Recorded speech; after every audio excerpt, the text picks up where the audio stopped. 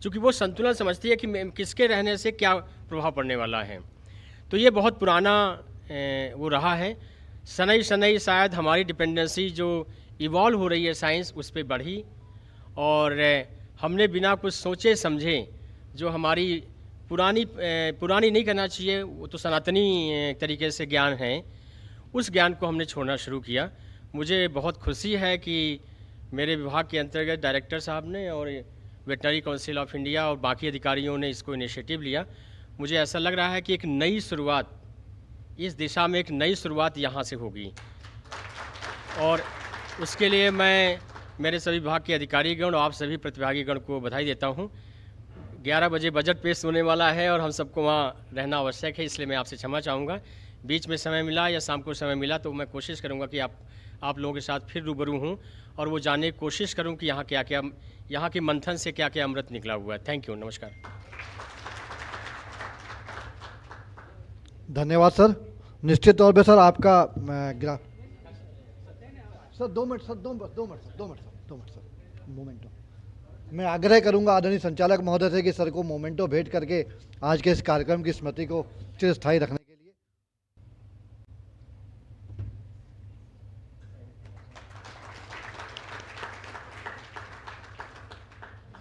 Memento गाड़ी में sir व्यस्तता से जा रहे हैं। सर का बहुत बहुत धन्यवाद सर, आपका अभिनंदन है।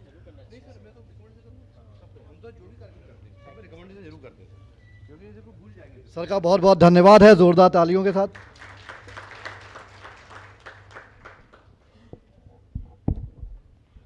अब मैं आग्रह करूंगा डॉक्टर तपासे से कि आगे के तकनीकी सत्र को पूर्व कार्यक्रम अनुसार संचालित करने का करें। Doctor Tapase sir.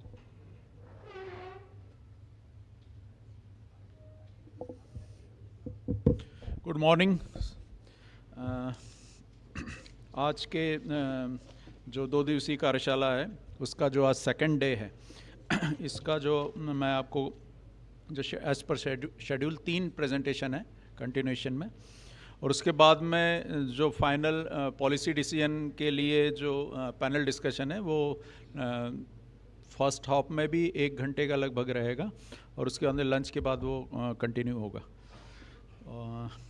तो इसमें मैं पहले इस जो टेक्निकल सेशन का जो फर्स्ट पार्ट है जिसमें 3 प्रेजेंटेशन है, उसके लिए मैं यहाँ चेयर करने के लिए डॉक्टर राजेश शर्मा को, professor dean veterinary college Jabalpur को आमंत्रित करता हूँ कि वो इस टेक्निकल सेशन का सर वहीं बैठ के होगा, क्योंकि यहाँ से तो हो नहीं पाएगा। तो और मैं उसके लिए डेडिकेटेड, या फिर सर जगह एक कर दें मेरे ख्याल से, नहीं एक साथ बैठ जाएंगे, तो कुछ और आपके कॉलेज के प्रोफेसर्स को भी बुलाना चाह रहा हूँ, तो एक जगह साथ में बैठ जाएंगे।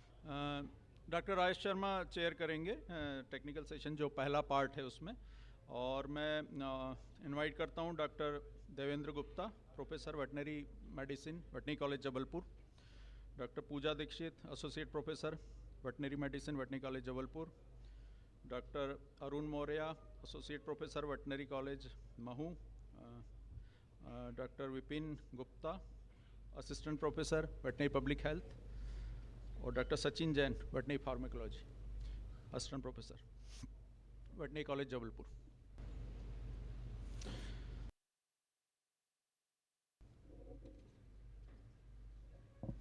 तो सर आज का जो टेक्निकल सेशन का जो फर्स्ट प्रेजेंटेशन है वो डॉक्टर एस कुमार देंगे, जिसमें जो टॉपिक है principle of house of Ayurveda for animal health. Dr. S. Kumar is presently medical director in the School of Ancient Wisdom, Bangalore. Or he is very active in last so many years he is very active in this EVM practices. और इसके पहले भी वो TDU university में इन्होंने काफ़ी काम किया है और मैंने जो इनका लिटरेचर और बाकी जो सारा बैकग्राउंड है वो बहुत स्ट्रॉन्ग है. इन्होंने 4-5 इंटरनेशनल सेमिनार इसी सब्जेक्ट पे किए हैं जिसमें नॉट ओनली इन इंडिया बाहर से भी आउटसाइड से भी काफ़ी एक्सपर्ट्स आए हैं और उन्होंने तो सर का एक्सपीरियंस काफ़ी अच्छा एक्सपीरियंस है. So please sir.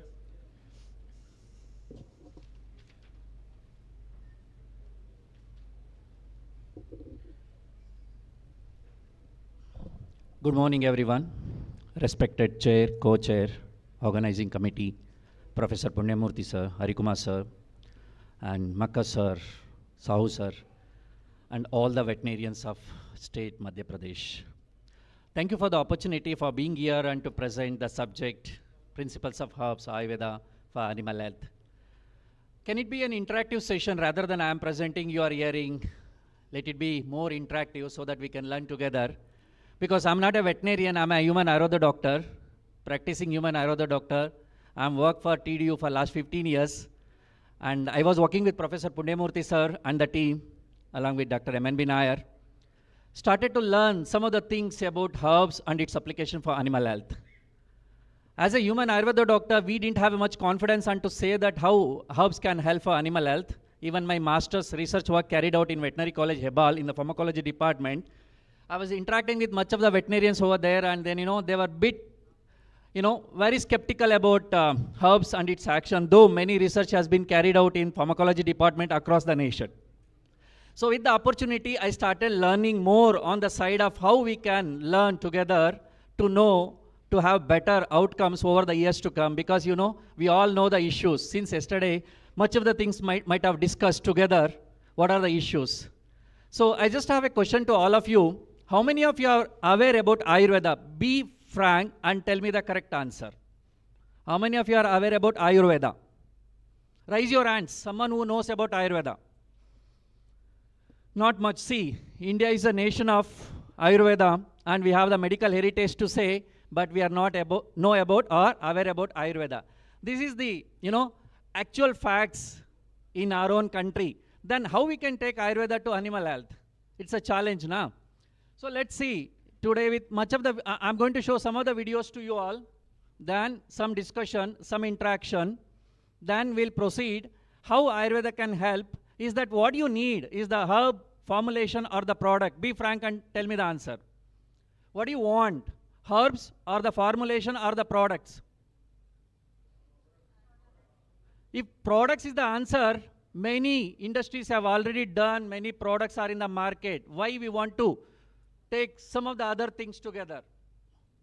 Like Himalaya, Ayurveda, Indian herbs, Dabur, they have come up with very good products. They have done, enough research. Their backup is too good to say that like they have done many validations in their products. Then why we need the other things other than the products? So it is to understand beyond the products, much things to. Okay, there are few things to understand beyond products. That's what I'm going to discuss with you all today to understand more on that. Next slide. My presentations will go like this. Alternative medicine in veterinary practice. Why we need? It's a question. Then different streams of medicine. Many of us are not aware what are the different streams of medicine in India. India is the only country where we can see many streams of medicine in practice, and WHO has agreed and they have put forth. Then what is animal science in India, particularly in ancient India? Then text and traditions of Pashu Ayurveda, what we have we explored? Then principles of Ayurveda, to understand more on that. Once we understand, we can make more formulations and we can use more product or the formulations or even herbs. Then principles of Pashu Ayurveda, then what are the ongoing research and what next we need. Next slide. So I'll not take much of the time here because you know what are the issues. Next slide. So this is what we need to understand from the point of Ayurveda. We call it as Prajnaparada. What is Prajnaparada? knowingly doing mistake is called as prajnaparada. We do many times as a practitioners, as a consumer, we need to overcome that prajnaparada, then only we have better solutions. Next slide. This is what happening in our day-to-day practices. Next slide. This is what we are facing, the consequences of AMR at different levels proposed by different organizations including WHO, OIE and FAO. Next slide. This is what?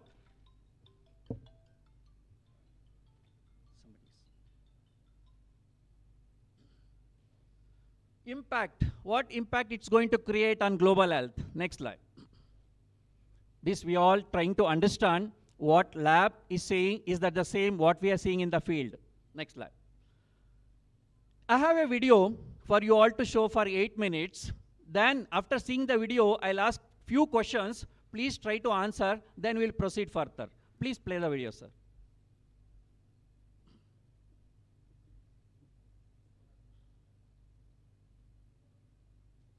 Can you make it full slide?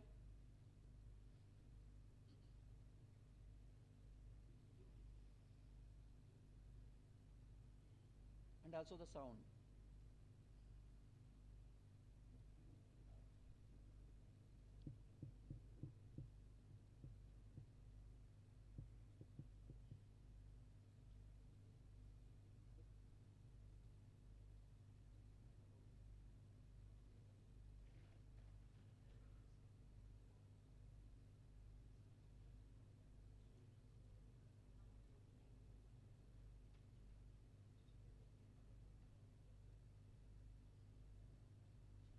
I'm just keeping the video is very important for all of us to understand. That's the reason I'm here to show the video.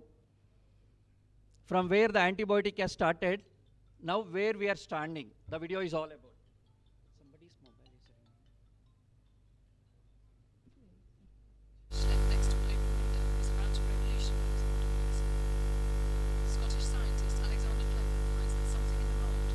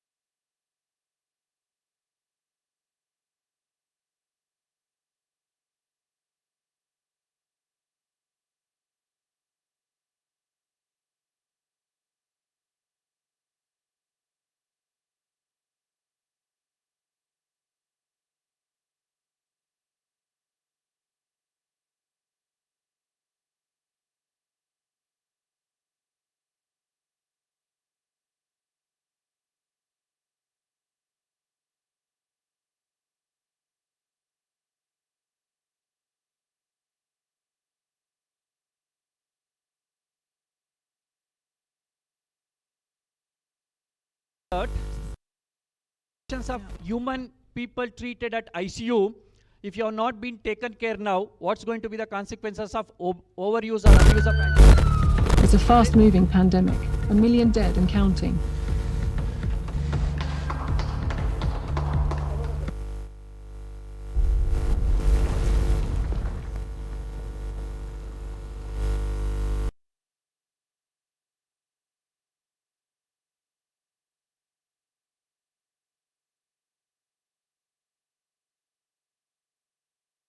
To revolutionise modern medicine. Scottish scientist Alexander Fleming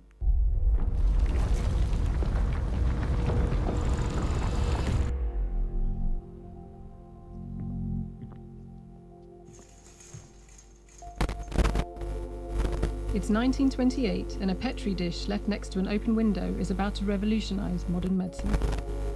Scottish scientist Alexander Fleming finds that something in the mould growing in the dish is killing off bacteria. It's penicillin, the first antibiotic. This wonder drug and other antibiotics will go on to treat the untreatable, saving millions of lives.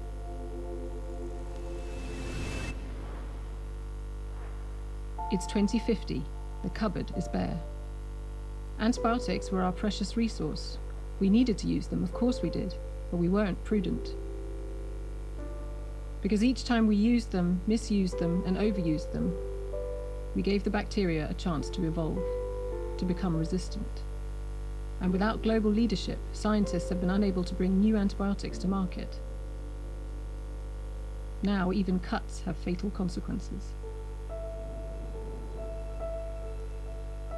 Has the clock really been ticking towards a post-antibiotic future, where drug-resistant infections kill 10 million people a year, where chemotherapy is unsafe, where simple surgeries are too risky to perform, where the world's biggest child killer, pneumonia, is now unstoppable? Is this just a projection?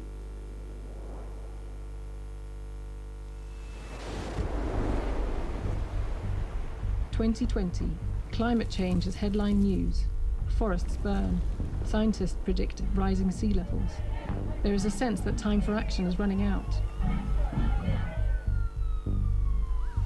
And then comes COVID.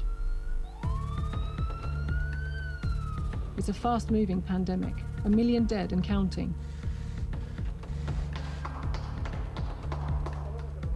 But the world mobilizes with urgency. Individuals, doctors, scientists, yes. Governments and policymakers too. The unthinkable becomes the norm. Cities, countries under lockdown, economies radically reshaped, vaccines developed in record time.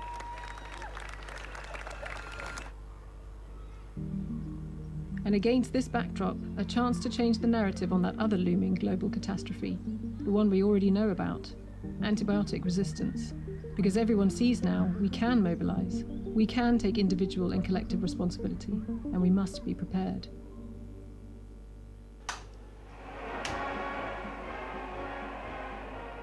It's 1945. The Allied victory, that was a collective effort too. During World War II, penicillin has been mass-produced, used to treat soldiers' septic wounds, hailed as a victory of science over death. But as he collects his Nobel Prize, Fleming is already issuing a warning. Misusing antibiotics can hasten the evolution of drug-resistant bacteria and render them useless for future generations.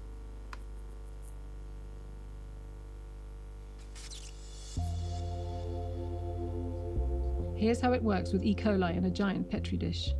The E. coli bacteria hit a line of antibiotic and pause until a random mutation enables the bacteria to overcome the drug. At each line, the antibiotic is 10 times more concentrated, but there are also more mutations. It's evolution.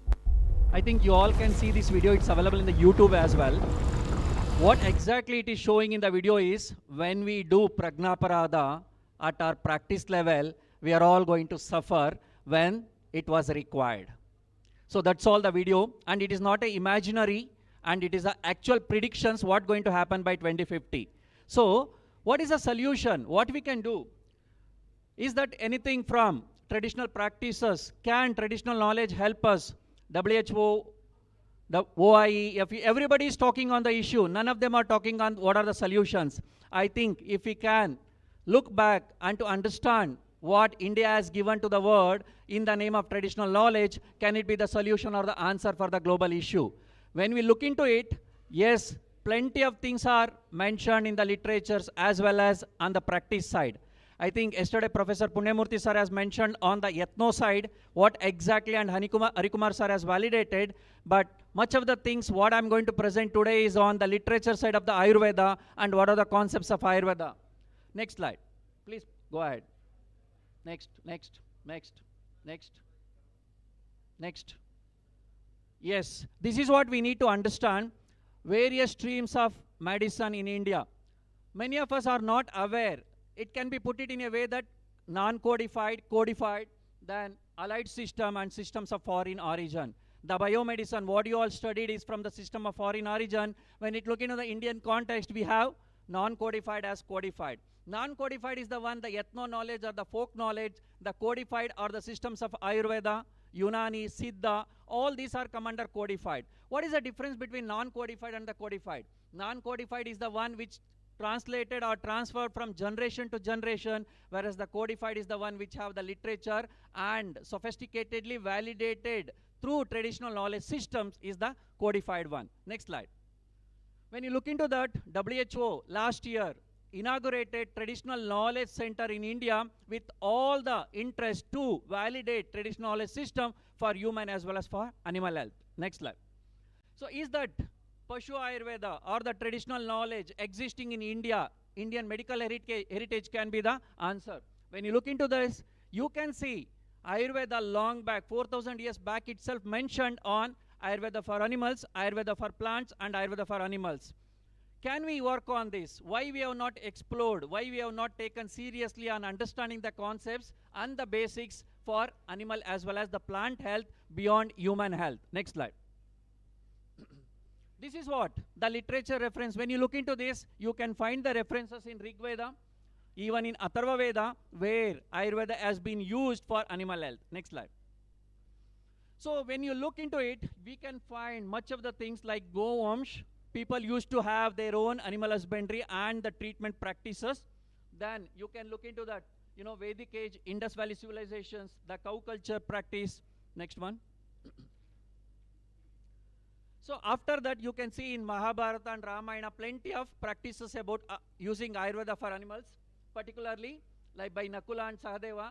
Then when it comes for Samhita period, the Ayurveda, evolution, then you can find the references in Palakapya as one of the treatise to understand the application of Ayurveda for animal health. Then Shalivotra, Harita Samhita.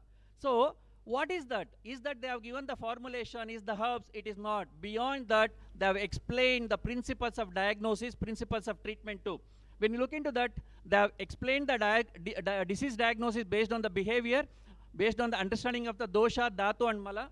Then they have explained 224 cattle diseases, 1,481 treatments, then 21 diseases of elephants, 31 treatments, 77 diseases of horses, and 318 treatment protocols. Next slide. So when you look into the literatures of Ayurveda, we can find all these 230 types of animals have mentioned in Charaka Samhita, similar 225 types of animals in Shushruta. Then different animal portions or the parts have been used for the treatment purpose in human as well as animal. Next slide. This is what 2023 Government of India has published, Ayurveda Formula of India, having 43 formulations. Next slide. So what are the literatures to explore? These are starting from Bruhat Samhita to Manollasa. Next one. Next one. Totally, all these literatures are with us. We can explore, we can look for the formulations, how we can take it for validation. What is Ayurveda? I asked you a few minutes back, how many of you are aware about Ayurveda? What is Ayurveda? Can you answer now? Is that the medical science? No, it is not at all a medical science. It's a science of life, having awareness and promoting longevity by way of living. This is what Ayurveda. Then when you look into the definition of health by WHO and Ayurveda, much similarities we can find and ahead of WHO's definition. Next slide. These are the 8 branches of Ayurveda which is explained in detail, which can correlate to the modern systems on par and beyond. 8 branches starting from general medicine to geriatric practices. Next slide.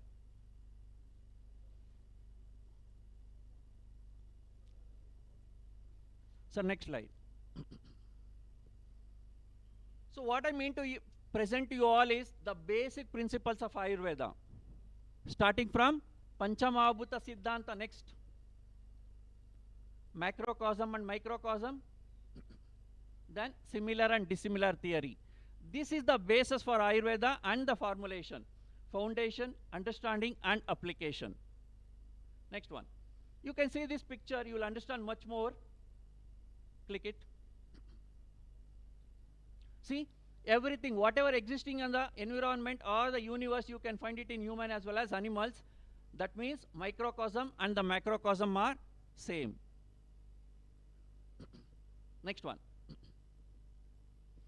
This is what we need to understand: the cavities, the movements, transformation, liquidity and binding force from Panchamahabhuta theory. Next one. Next, the fundamental physiological forces of Ayurveda is explained in a way that it can be taken for studies. The functional units of living cells, which are, we call it as doshas. Normalcy balances, abnormal leads to diseases. This is what generally to correlate from Ayurveda to modern, what Vata does, what Pitta does, and what Kapha does, movement, transformation, and anabolism. Next slide. This is what the Dhatu theory explains, 7 tissues which correlates to the modern, and we can understand that the basis for understanding the Panchamahabhuta within the Dhatus and the Tridoshas, which leads to the physiological status. Next slide. This is what the most important factor to understand from the point of Ayurveda, that the digestion, the digestive factor is responsible for all the diseases. Roga sarve api mandagnyam sutara mudarani cha, the shloka starts. When we understand your metabolism, you can predict yourself that whether you are healthy or not. That is what the word digestion, the Agni, relates and helps to go for understanding the digestion, the metabolism, absorption, assimilation of the food. Even in animals, we have to start understanding these concepts so that we can reduce the use or abuse of synthetic drugs. Rather, we can go for natural way of treating. Next slide. What if digestion is impairing? What it leads? It can lead to the causation of the disease. It can lead to the modification of the disease process. So once we look for the digestion in a better way, so you are healthy. So how we can understand? See, low digestive fire can lead to the indigestion. Low tissue fire, the dhatu, the digestion can lead to the obesity. Then accumulation of the waste products in the body can lead to thyroid, diabetes mellitus, and rheumatoid arthritis like metabolic disorder. Then interactions can lead to cardiovascular, is the culprit for everything. When it is not addressed, it can be inflammatory and the toxic material in the body that leads to blockage of the microchannels. If it is not being addressed, then it will end up with the disease. So when we understand the pathophysiology of Ayurveda in understanding the disease diagnosis, we can put it in a categorically like a 6 stages. Until the 3rd stage, we can reverse. After that, just it's a management. Plenty of examples we can quote. Next slide. This is what we all need to understand. The for the inflammation is culprit for all the disease in the body. Even in the COVID time, you might be knowing the C-reactive protein has become the modest way of understanding the disease status when you look for the clinical outcome after the treatment. This is what Ayurveda explained. These are the causative factor for having the inflammations in the body. When you reduce the inflammations, whatever the reason, you can put it as reasons like infections, toxins, nutrition, lifestyle, tissue damage, even the psychological factors, and the trauma can lead to inflammation. If the inflammations are reduced in the body, you can manage easily every disease. If inflammation are not addressed, then it lead to some other complications. Next slide. So what we can offer from Ayurveda? What is the pharmacology of Ayurveda? Is that the same? You all studied the modern pharmacology in pharmacodynamics and the kinetics, but it is not same from Ayurveda or the traditional knowledge. We understand, you all studied the biochemistry, but we studied the biophysics. Much of the physics have not touched in the biological sciences. Now the day has come to understand that what physics can offer to understand or to manage the disease in an easy way. This is what the Ayurveda pharmacology talk on. The taste of the herbs can have the pharmacological action. Then the guna, the biophysical part of the herb can have pharmacological action. Example, I have put it like this. Bitters are antipyretics. Yes, of course. Oils are laxatives. Yes. Then virya, the potency of the herbs also have the pharmacological action. What it does, the hot potency are the stimulants. Always it stimulates. Then vipaka, the biotransformation can lead to action. Sweets are spermatogenics. Then karma, the action of the herb. Kapha, the within the body, pacifies, can be anti-cancerous.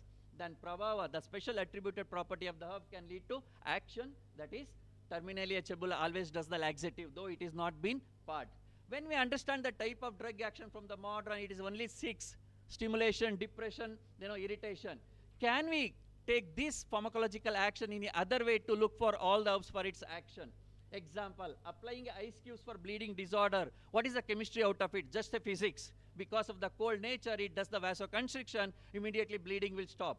Can we look more beyond the explanation given for the ice cubes in terms of herbs for its action? Next slide. This is what Ayurveda talks, the taste of the herbs. That is Madhura, Amla, Lavana, Katu, Tikta, Kashaya. These are the 6 tastes. Whatever you have taken in the modern for the breakfast, I think you can put it in the 6. Madhura, Amla, Lavana, Tikta, and Kashaya. Previous slide, yes. What is that? Sweet, sour, salt, pungent, bitter, and astringent. These are the 6 tastes for the food as well as for the herbs. First 3 are anabolic, second 3 are the catabolics. Ayurveda classified disease in 2 ways. One is santarpana janya, another is the apatarpana janya. Overfeeding as less feeding are the only 2 ways leads to the diseases. So if it is a overfeeding, please use the herbs which are having second, that is pungent, bitter, and astringent. If it is less feeding, go with the sweet, sour, and salt. When you understand the chemistry part, you can see protein, carbohydrates can be put it on the sweet. Then amino acids and other acids can be under sour. Sodium chlorides as general for lavana. Then essential oils, alkaloids, and the glycosides for katu, pungent. Then alkaloids and the tannins. Many pharmacologists are here. They understand the chemistry part of the plant. When we understand from Ayurveda, we can correlate easily. We can use as for its application. Next slide.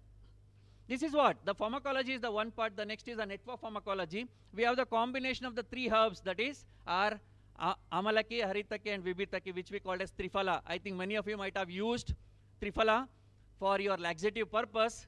But when we make the combination, the application varies. When you use as a single herb, the application different. When we use combination, the applications are different. You can see this side. When we use as a vehicle, when we give as an adjuvant, the action varies of the combination. How many of you have tried Chyawanprash during your young age? How many of you are giving for your kids now? Many of you don't know the combinations. 46 ingredients are there in that. How are you going to elicit the action from each herb? It's a challenge. You cannot do at lab, no way. But when you go for a network pharmacology, we can understand each herb, what is its action, how it's going to bind the ligand and leading for its action. Next slide. This is what the network pharmacology is all about. When you go with the single herb application, these are the first 3 one. When we go with the combination, you can see the different. The green says about the myrobalance and the ingredients. The yellow square says about the bioactive present in each plant. And the blue target in our body, where it's going to target for its action. Then the red one is the disease one. As a single herb, the applications remains very minimal. When you go with the combination of the herbs, the application goes with the more. You can see this is what the network pharmacology, the next science, helping to understand the combination and the permutation of the herbs in each and every formulation. Next slide. Is that the one? Ayurveda has its own pharmaceutics with what we call it as Vaishajya Kalpana. When we select a herb, it should have all these 4 properties. What are the 4 properties? Bahukalpam, Bahugunam, Sampannam, Yogyam. This is what we need to understand when we select a drug for the disease or treatment. What is Bahukalpam? It should have many preparation. Bahuguna, multiple action it should have. Then Sampanna, good quality and easily available. Then Yogyam, readily advisable for each and every condition. When you have this as a medicine, then the treatment will have better outcomes. So when we understand the Vaishajya Kalpana or the preparations in Ayurveda, we have 2 types of preparation, what we call as primary and secondary. Primary preparations are the fresh herbals to be prepared every day and to be used every day for its efficacy. What Professor Punyamurthy sir is promoting, prepare fresh and treat. The effectiveness will high. But secondary preparations are there to store ourselves and to use it later. What we call it as a tablet, avalehas, oils, fermented ointment, creams, all. So Ayurveda in detail explained all these to understand how we can make our own combinations and permutation and how we can use for ourselves. So this is what I just want to present you all. I think nearly 100 doctors are here. Many of you might be taking medicines as such to get rid of or to manage the diseases. What we have to take from the traditional knowledge, when we understand this, I think this is going to help you all how you can prevent the disease or how you can minimize taking the drugs for managing the diseases. What is that? Ahara, Vihara, Vichara and Vyavahara. If you are taken care well, all these components, you are healthy. If you are not, you are going to be unhealthy. There is a thin line between healthy and unhealthy. It is very, very, very difficult to understand whether we are going to fall on the healthy side or unhealthy side. It's very challenging. But we all decide our health status by just seeing the master health checkup. Is that the so? It is beyond that. So, how we need to understand ahara is the culprit for everything. So, it says that ahara sambhava vastu rogascha ahara sambhava ita hitascha ahara Vishesha Sukha Dukkayo. That means if you know what you want to eat every day for your health, you are the healthy person. Otherwise, you are going to be the sufferer. So, yasya deshasya yo jantu tajaushadam hitam. That means whatever you grow, you eat. Whatever you eat, you grow. Then only you are going to be healthy. So, what Ayurveda talks more on? Daily regimen, dinacharya, rutucharya, the panchakarma, the procedure, 5 principles of detoxifying yourself every day, then rasayana, then achara rasayana, then sadhrita. What is sadhrita? Behavior yourself. That's what we mind every time, is it not? That is mentioned long back in Ayurveda. Then ashtangas of yoga. How many of you practice yoga? Again, very minimal. So everybody question that why we have to practice yoga. It's okay. Next slide. I have one more this side video. If time permits, I'll show. 2 videos is missed. One video is from All India Institute of Medical Science. Dr. Mohit, cardiologist, talking on what is the cause for many diseases in the current era. He talks stress is the cause and the culprit. So when the individual, either it can be a human or the animal, under stress, more disease is going to produce. So he clearly mentioned a patient come to a OPD early morning 9 a.m. with the cardiac arrest. The age of the patient was 21 years. No any other diseases he was having. He was so healthy, 21. He come to the OPD with the cardiac arrest. Then he started realizing that what is the cause. Then diverse is the cause for his cardiac arrest. So he clearly explained all the member of the hospital and the patients to say that how we are going to evaluate and how we are going to manage each and every condition. Then he says that stress is the precursor for everything. We all should understand how we can minimize the use of drugs or we can reduce the stress. Then second video, this side, Dr. Naresh Tehran, one of the famous cardiologists from Medanta, New Delhi, is talking on when the IBN news people are asking, what is your advice on how people can increase their longevity? Then he is saying openly in the public forum, in the news media, Ayurveda Panchakarma only can improve the longevity of the individual. No drug can save individual. Being a cardiologist, practicing in one of the high esteemed cardiology center in Medanta. Next slide. So what we can understand, I'm just going to present a mastitis. You all know mastitis. What are the etiological factors? It's a varied etiological factors mentioned in modern. Similar, we can see the etiological factors from Ayurveda. That is incomplete sleep, wrong food habits, not feeding the baby properly, injury, unhygienic conditions. I think easily we can correlate to the modern understanding wherein which the disease can manifest. Next slide. This is the pathology of understanding the mastitis. When the etiological factors have not been addressed, what we call nidana parivarjana meva chikitsa. You have to stop the etiology. Then only you can manage easily the diseases. If you are not doing that, it can lead to, in both the ways, it leads to mastitis, what we call Stanavidradi in Ayurveda. Next slide. So this is the formulation from Professor Punyamurthy sir. He has given enough insight on the modern side. I'm just going to brief you all from the Ayurveda concept, how Ayurveda can help in understanding the principles of each herb. Next slide. See, this is what we are understanding from the combination of these 3. That is Agni Deepana. Improve the metabolism of the animal first. Then it will be easy for us to handle. Then remove the metabolic toxins which is producing because of the inflammatory process. Then cleanse the channels of the lactiferous glands. Then reduce the inflammations and reduce the microbial load. Then cleanse the wound or clean the wound and does the cellular and systemic rejuvenations. This is what the combination from the point of Ayurveda, when you understand how it's going to help to heal the disease or the manage the disease, mastitis. Next slide. Few formulations from the classic I can just present in front of you all. This is the Agni Pradipika Pinda, is explained in one of the literatures of Ayurveda to use for bloat and indigestion. Next, click it. This is what the Makshikam Saidam Mustam Gomutram Charitaki Samabhagena Pinda Moyaktam Vani Pradipika. That is a sloka. What is it? This combination of the 6 herbs easily available in and around, we can make a powder and feed the animal. It can reduce the bloating and indigestion in the animal.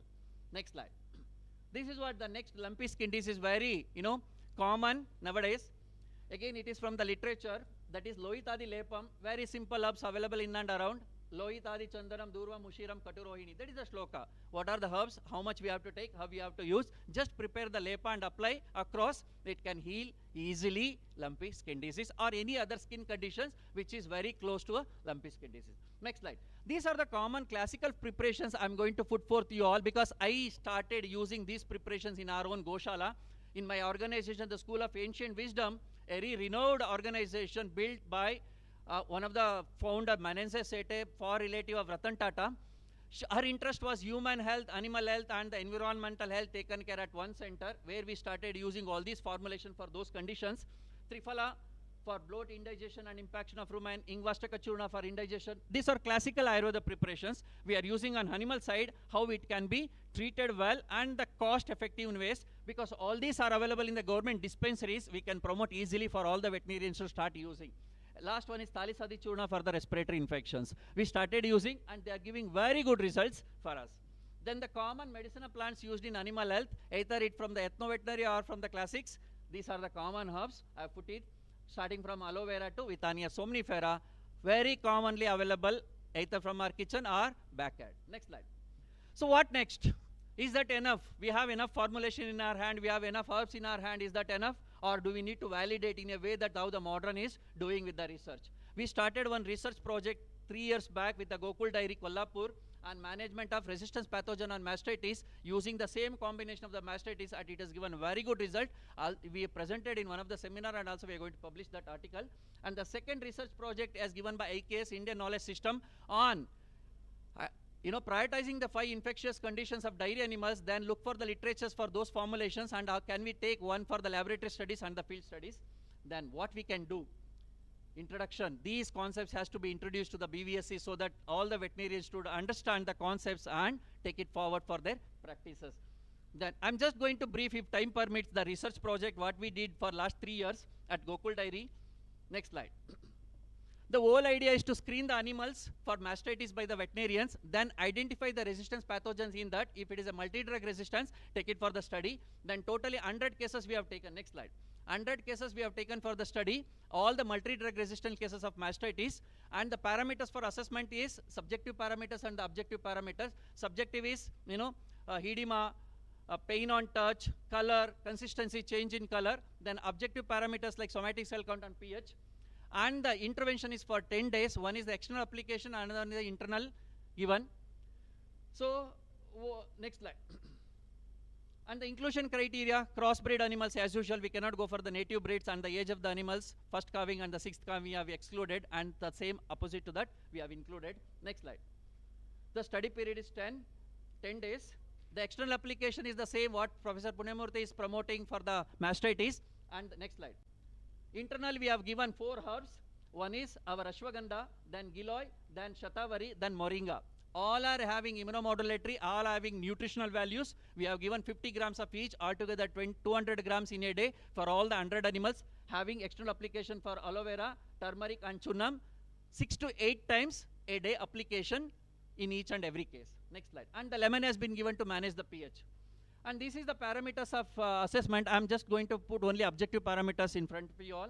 That is how we understand the pH range is acidic if it is below 6.3, normal 6.4 to 6.8, subclinical 6.9 and above, and clinical above 7.1. Next slide. And highly significant the results. Then the somatic cell count up to 3 lakh we considered as a low, 3 to 5 lakh as normal, 5 to 10 lakh as moderate high, 10 to 50 lakh as high, and 50 lakhs above as very high in context to the Indian practices. And again the results are highly significant. Next slide. Antibiotic sensitivity test we have done on the day 0 and the 10th day, and all the drugs are resistant before the intervention. After the intervention, nearly 93% of the antibiotics have become sensitive. Next slide. So this is what the antibiotics which are common in the dairy practices, 14 antibiotics we have selected. Next slide. So when we understand that different groups of antibiotic have become sensitive, very particularly to say benzyl penicillin group as well as cephalosporin groups are become very sensitive after our intervention. Next slide. This is the recovery. So 79.38% animals have cured out of 100. Cured in the sense the veterinarians have assessed clinically and objective parameters have assessed after the 10th day of the intervention. Next slide. So results: cured, cured, sold, not cured, partially cured, dropout and sold. So we have almost 7 animals have partially cured, totally 13 animals have not cured. Like that we have assessed. What is the reason for that? When they are not following the SOP, when they are not using the recipe in a way, so it has led to failure or partially cured. Next slide. The impaction. What is the impact of the study? Why we have done almost nearly 80 lakhs have been spent by Gokul Dairy for this project for 3 years, having a lot of human resource involvement and financial involvement. What is the impact? What the dairy has got? So at least they got the confidence that even the multi-drug resistance cases can be handled very easily with the traditional medicines, and the farmers need not to worry if the animal is not treated with the antibiotic, please put them under so and so. Once the animal has become sensitive to the antibiotics, they can go for antibiotic therapy. That was the study, and the veterinarians got lot of confidence in using traditional medicines rather than going allopathic medicines. Next slide. So mode of action, we assessed with the help of Ayurveda. As I mentioned in the previous slide, same, the Agnidipana, the Amapachana, Sroto Shodhana, Shotara, that is Krimigna, Varana Shodhana, Ranaropana and Rasayana based on the principles of Ayurveda, the combinations. So what extra we have added is orally we have given 4 herbs which does the improving the immunity of the animal, rejuvenation of the animal, so that the recovery will be the faster. Otherwise, simple 3 applications externally will do the job for all the mastitis cases. Next slide. So this is one of the paper published by Professor Punyamurthy sir long back, looking for that how the extracts of those formulations can lead to action. Next slide. These are publications. Next. These are our partner organizations. Currently I am working with the School of Ancient Wisdom. So ICR Nivedi have recently signed MOU with us to start some of the activities where, the limitations with the modern science, and other like Dairy Med, Iom Biome, Ayurveda, Sri Chitra Pharmacy and those things. Next slide. These are some of the handy products we are coming with under School of Ancient Wisdom brand for the poor farmers, wherein which the cost ranges from 80 rupees to 100 rupees, where the farmers can buy and they can start using. Next.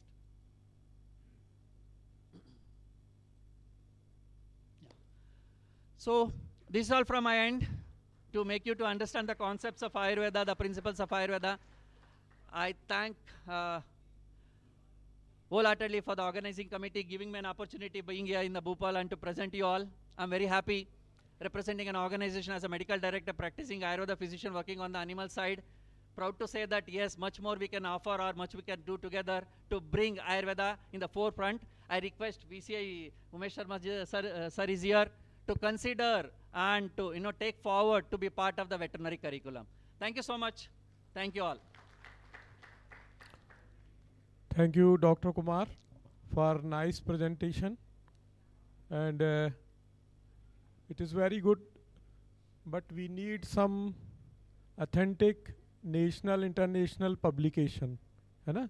Because हम सब बैठ के यहाँ पे अपने आयुर्वेदा को admire करते हैं, और है आयुर्वेदा, क्योंकि आयुर्वेदा एक ऐसा साइंस है जो ह्यूमन लाइफ्स के ऊपर डेवलप हुआ है.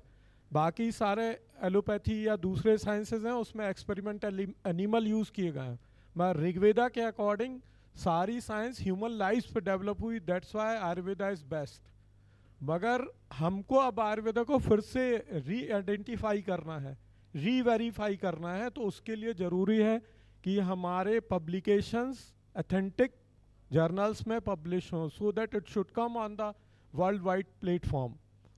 और आपने ये सारे जो काम किए हैं, इनके जो प्रॉपर एक्सपेरिमेंटेशन कंडीशंस होती हैं, उन कंडीशंस में उनको करना चाहिए जिससे कि उनका प्रॉपर पॉपुलराइजेशन हो और लोग उसको विदाउट हेजिटेशन यूज़ कर सकें, क्योंकि they have very long procedure, acute, chronic, सब एक्यूट, सब chronic, all these situation, side effects and next generation fetal development effect. There are so many things, skin and eye allergies, all that we have to cover in our research work.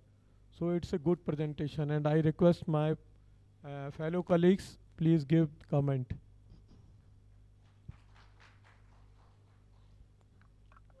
Thank you, Dr. Saab. You have presented very well. I just want to ask one question beside that, ki whether there are some studies being done on long-term side effects of Ayurvedic medicines. Do you have any idea? I think now we are in the phase of looking the effects of the herbs on animals and for its health. I think over the period we can look for the side effect of it. So we are still in the phase of knowing for its effectiveness. I think in future we can consider that and we can keep as a part of our studies so that it is also assessed side by side. Because some of the preparations are there by different companies, but some people say that by long term use there are some side effects. So I think we should do some work in that field also. After that we can recommend it for Yes, consumption. madam. I'll just answer for your question. Yes, even in the literatures of Ayurveda, Charaka Samhita, the second chapter, and Vyadhi Nigraha chapter, it is mentioned when we use herbs, some of the herbs are not on par with the principles, it leads to diseases. Even my PG studies on experimental, Vistar albin rods are taking garlic. You all know garlic. You all use garlic at home, is it not? How you are using garlic? Either you boil or you fry or you take, is it not, as a part of the food? But in the literature it is mentioned when you take raw garlic, as it is, many people take raw garlic to control their hypertension, control their hyperlipidemia, but it is not good enough to go for it. Because I did myself as an experimental study in Vistar albino rats in the Department of Pharmacology and Toxicology, Veterinary College, Bhopal. When we take raw garlic as it is, it leads to ulcerations, then further ulcerations lead to change in the histopathologically, then it can lead to cancerous as well. So what I mean to say here is, but literatures of Ayurveda say not to use garlic as raw, rather you soak in buttermilk or milk overnight, then you use in empty stomach in the morning to so and so condition, or you boil or you fry. But people, without knowing the knowledge of Ayurveda, they eat garlic, they think that garlic is going to help for so and so condition. So we did the study, it is proven in my study, and we published that article with the help of professors. It is showing that, yes, raw garlic as it is can lead to so and so side effects. Even Ayurveda has mentioned in the literatures itself, it can lead to bleeding disorder. Under Rakta Pitta Vyadhi, it is mentioned that if you take black pepper, garlic, so, that means they are highly toxic, that can lead to bleeding disorder. What I mean to say here is, whatever the way it is mentioned in the literature of Ayurveda, please follow. If not, please try to learn, or don't use as it is. So, for your question, yes, it is mentioned. We need to be cautiously taken herbs for its application. Thank you, Doctor. Sir, my question is, sir, there is a lot of difference in the physiology of the simple stomach and ruminants. So if we are consuming these herbs, will it have a same effect or something else, or did you have any literature about it? No, sir. So we need to look for those studies. We haven't started those things. I think government has to take seriously on this and to establish some of the organization or dedicate some of the institute to do such work in over the years with the help of Ayurveda Institute, so that the knowledge has been validated well before its application. Definitely, sir. We need to look at, because the number of the products are available, product, and they are being advised for the various clinical condition, but still the effect is questionable. So as an Ayurveda doctor, what I am proposing here is take simplest form of the Ayurveda formulations to start with. Once we see the results of it, then we can go for complicated formulations. What classical formulations I have promoted here is only 3 to 4 ingredients, and easily available in our backyard and the kitchen as a food we are using. Those herbs we can use first. Then once we find the result, then we can look for the herbs which are not as a part of our culinary. Okay, thank you, sir. Thank you. Thank you so much. Thank you.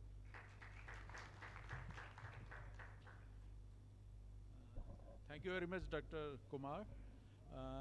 Next presentation से पहले doctor Makkar अपनी एक homeopathy की book release करवाना चाहते हैं doctor Umesh Sharma से, जो वीसीए प्रेसिडेंट से। तो मैं आमंत्रित करता हूं डॉक्टर मक्कड़ को और डॉक्टर उमेश शर्मा सर को, और डॉक्टर राजेश शर्मा, प्लीज़ आप लोग भी आ जाएं सभी एक साथ।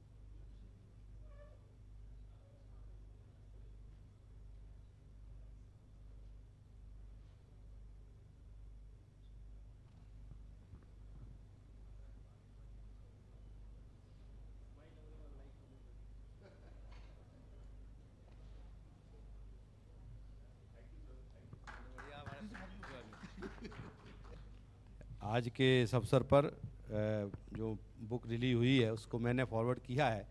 सर ने बहुत अच्छा मेहनत करके बनाई है, तो मुझे लगता है कि हमारा जो लिटरेचर है, जिन्होंने भी इस सब में काम किया है, वो एक स्थान पर रहे। मैं डायरेक्टर एनिमल हस्बेंड्री से अनुरोध करूँगा कि एक एक बुक यहाँ सभी हॉस्पिटल्स में और सब जो भी इस पर हमारे हॉलिस्टिक अप्रोच का, क्योंकि नॉलेज ज़रूरी है, एक बार बुक्स वगैरह के बारे में भी एक बार हम लोग कोशिश करेंगे। सर आपका बहुत बहुत धन्यवाद। आप कल से यहाँ सब कर रहा। प्रिंसिपल सेक्रेटरी भी काफ़ी नीचे बात कर रहे थे कि इसकी रिकमेंडेशन जो होंगी वो हमको ज़रूर भेजें। और हम लोग अभी एक नेशनल सेमिनार भी करने वाले हैं, और अभी तय हुआ है कि भगवान राम की जो जन्मस्थली चित्रकूट, वहाँ नेशनल सेमिनार करेंगे और देश भर के इस प्रकार के लोगों के साथ एक मंथन करेंगे और देश में एक अच्छी पॉलिसी बने। क्योंकि हमारा उद्देश्य ये है कि कैसे भारत को दुनिया में जो हमारा अपना विचार था, जो सनातन की जो हमारी पूर्व मूल पूंजी थी, उसको कैसे समाज के सामने आगे लेके आए, इसी उद्देश्य के हम सब लोग काम कर रहे हैं। और आगे भी ये टीम पूरी जो आज यहाँ आई है, इसको आगे रखते हुए और आगे बढ़ेंगे और अच्छा काम करेंगे। बहुत बहुत धन्यवाद। आप अपना सेशन स्टार्ट करिए। Thank you sir, so nice. Thank you sir, thank you sir, so nice sir. Thank you, congratulations. Thank you sir. भले भले मेरे भाइयों के साथ भले भले। चेयरमैन सर की परमिशन से मैं नेक्स्ट गेस्ट को इनवाइट कर रहा हूँ। टॉपिक है veterinary Ayurveda in animal health, scope and status. Doctor Suresh Gaydhani, assistant director, national Ayurveda centre, national Ayurveda research centre for panchakarma, Kerala में है ये। Please sir.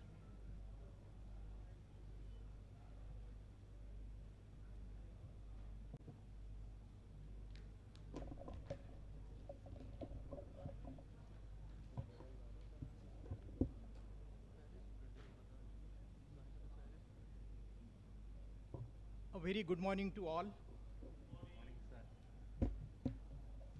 I am Dr. Sudesh Gaidani. I am Assistant Director Pharmacology. Presently, I am working at National Ayurveda Research Institute for Panchakarma, that is under Central Council for Research in Ayurvedic Sciences under Ministry of Ayush, Government of India. I am veterinarian. I did my post-graduation in pharmacology and toxicology from Jabalpur Veterinary College, and where I start my career of this veterinary Ayurveda, because our department has already been working from last 50 years, and today I am very thankful that I am presenting before Rajesh Sharma sir. He was senior to me during my post-graduation. So after 8 years of admission of Dr. Sharma sir, I got opportunity to take the appointment at post-graduation in Department of Pharmacology.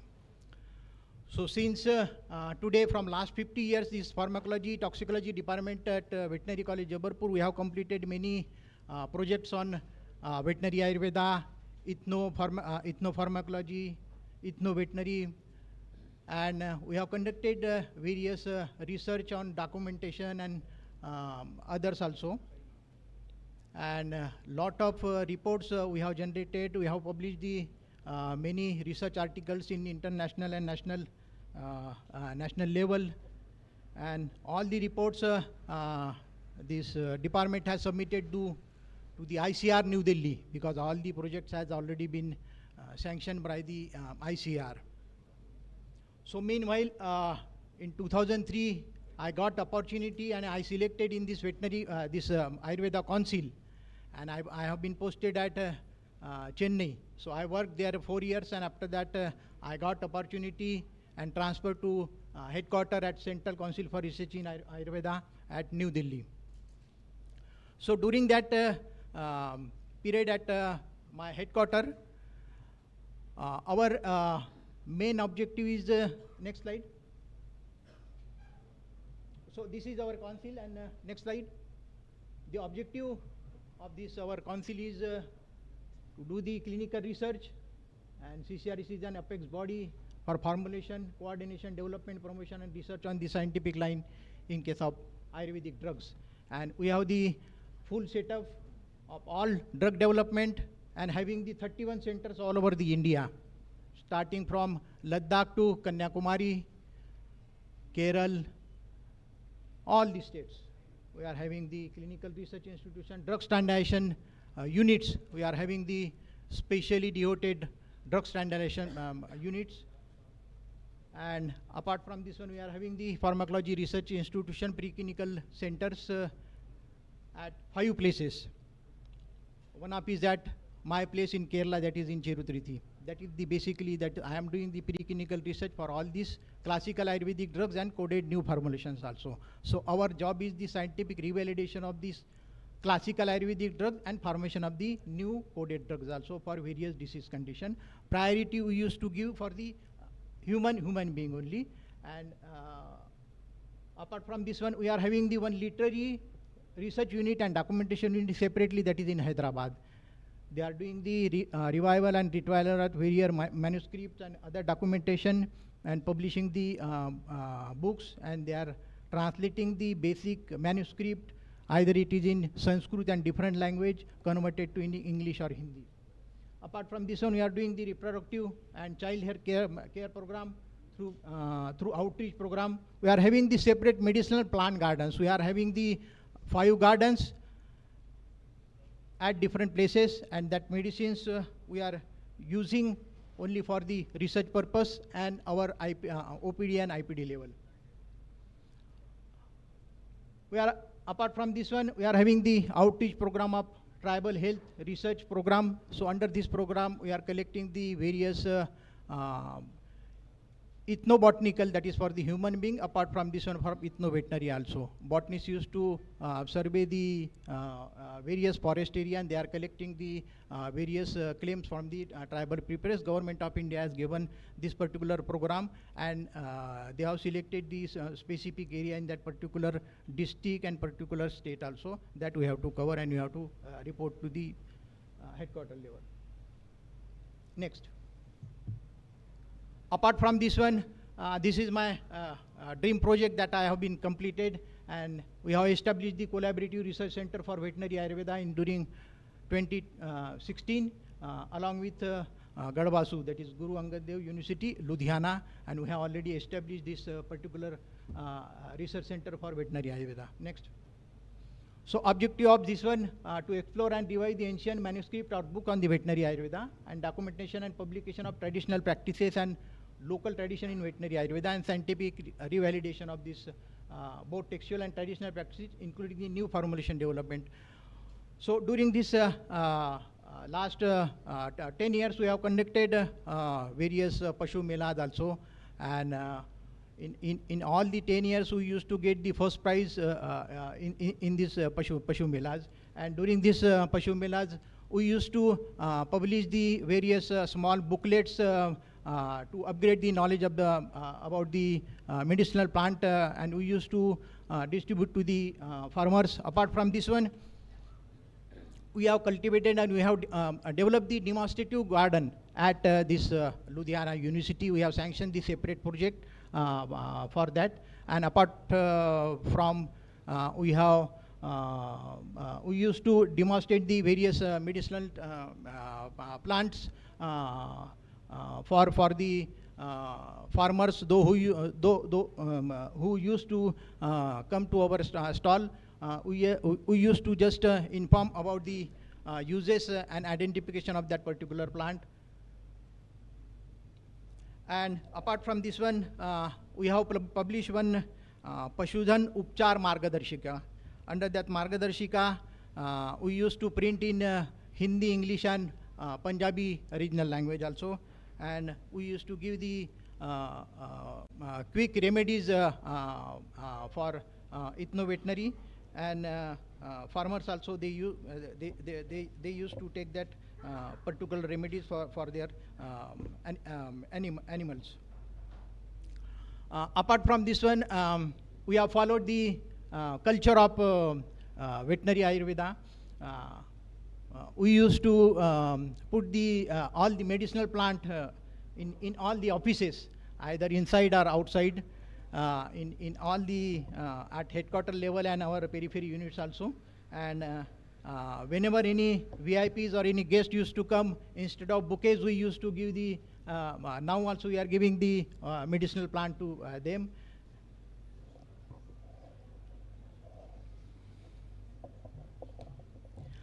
Apart from this one, we have conducted various clinical trials under this or through this program, and one of the clinical trial recently we have completed in case of Ayush V24. We named it as Ayush Chobisa because it contains 24 ingredients. This has been derived from the Kari Kalpalata, that is the important manuscript in veterinary Ayurveda. And we have conducted, the name of that trial is Clinical Evaluation of Efficacy of Ayush V24, a coded Ayurvedic formulation in the management of selected gastrointestinal illness, that is in simple indigestion in the ruminants. And the results were excellent, and Ayush V24 demonstrated the comparable and superior efficacy in allowing the symptoms of restoring the physiological parameters, and in buffalo, and it is in cattle and goats also, and it has been proved as effective drugs for managing the simple indigestion ingestion in ruminants. Before conducting the clinical trial, this particular drug, coded drug, this has passed through the quality control parameters, including the pharmacokinetical parameters, and of course the safety also. Though it is not mentioned in the Gazette notification that for veterinary use there is no certain guideline, no GCP guidelines also, but we are following the all standard guidelines whatever available for the human being. This one, starting from SOP, starting from pharmacokinetics, quality control, then efficacy, safety, toxicity, and then clinical trials in animals also. So same we are following in the human being, same we are following the in case of animal drug also.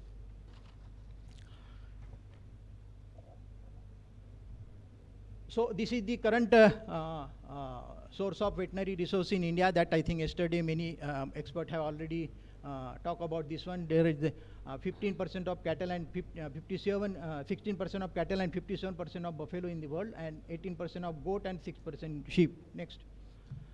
So around 80% of bovine owners in the India belong to below poverty line, and so that it is very urgent need to develop the ethno-veterinary practices or ethno-veterinary products for the farmers. Next.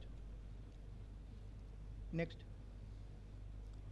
So this is the introduction about the Ayurveda. I think Dr. Kumar sir has made me very easy that he has already completed about all these slides about the Ayurveda. He has narrated very nicely also about the Ayurveda. So Ayurveda is the science of life, and it is basic principle is holistic system of health care. Next. So these are the basic Ayurvedic literature mentioned in the Charak Samhita, Shushrusha Samhita, and in others also. Next. So regarding history of Ayurveda also, he has well narrated about the history of veterinary Ayurveda, that King Krishna was the expert in the caretaker and conservator of the cow husbandry. Apart from this one, King Ashoka also in 13 BC established the first veterinary hospital of the world. Next. And this is the, just I made this history of Ayurveda mentioning the starting from the Ramayana and Mahabharata also. Next. So Shaliotrayan and Palakappa also were also most famous veterinarian in ancient of India who specialized in the treatment of elephant and horses also. Next. Next. Next. So there are three different branches of Pashu Ayurveda or veterinary Ayurveda. One is Hasti Ayurveda written by the Palikappa, Ashwa Ayurveda by Shaliotra, and Gau Ayurveda that is reveals importance of cow by the Sahadeva. Next. So in Gaja Ayurveda, Hasti Ayurveda, there are 4 major chapters about, it shows about this major disease of elephants. Second one is minor disease of elephants and about the surgery and medical diet and the hygiene. It's also mentioned about its anatomy, treatment of different kind of diseases, training of elephants and classification of elephants. Next. So Ashwa Ayurveda, having the 8 divisions and near about the 1200 shlokas in this manuscript. Next. So this is about the Gau Ayurveda. Apart from this one important aspect is Panchakavya, that is also cow therapy. This also mostly used in the human practice for curing the various diseases, can be used in the veterinary Ayurveda also for treating the various alignment in animals. Next. So why veterinary Ayurveda practice? It is specific value where the allopathic veterinary medicine is not available, and it uses local knowledge and wisdom and resources, and it is environmental friendly and economical, and it has easy accessibility. And by presenting with the Ayurvedic approach, under this one, the cow urine has already been found to increase the phagocytosis and macrophages, and it has been antioxidant property also, and this cow urine has already been patented, and we got the patents, US patent also. Next. So certain books mentioned in the veterinary science during the ancient time in India, which are as follows, and some books are available and some are not available in the present original manuscript. These are the manuscript and these are the authors of that particular books. Next. So apart from this one, our routine job is to collect the various manuscripts from all over the India where it is available, either in various library or in any institution. And we used to collect the various manuscripts for all over the India for transferring the human literature. And during that period, our secretary has mentioned about and directed to collect the manuscript about the Pashu Ayurveda also. And we have started collecting the various manuscript and various books on veterinary Ayurveda. And these are the list of various veterinary Ayurveda books I have collected from various parts of India. So this Ashwasatram by Nakula, this we have collected from the library, that Lucknow library. Some books we have collected from the Tanjore. And interestingly, this Marathi manuscript we have collected from Tanjore. Certain manuscript in Tamil and Telugu we have collected from Jamnagar. Certain Malayali, that language manuscript we have collected from National Institute of Ayurveda, from BHU also, and near about next total all next. So we are having the 23 this veterinary Ayurveda books are available with our laboratory at headquarters, and translation of this manuscript is going on. Some manuscript are in Sanskrit, some are in Hindi, some are in Marathi, some are in Marwadi also, and that needs very specialized persons like Sanskrit or Marwadi or this one to transfer this type of manuscript. And of course, there is the need of veterinarian also to translate the particular word. Suppose in that manuscript some word galgotu or something that specific which relates with veterinary, that has to be translated in that particular correlate with disease condition. So in that case we have already constitute a group of veterinarians and Ayurvedacharya also to convert this, and that is going on also. Next. So this is also new for me. These are the these common recipes or decoction for all type of veterinary enemas. Enemas, it is the part of Panchakarma, called it as a basti. So this also mentioned in the form of shloka that mentioned in earlier manuscript. And these enemas, this particular combination is only for the common enema, that is for the all animals. Next. This is specially only for the specific enema for curing the disease of elephants. Next one, this is for the cattle. This is for the horses, and this is the shlokas where it is mentioned. And this is what I feel during our survey team. We have visited to Kerala, that is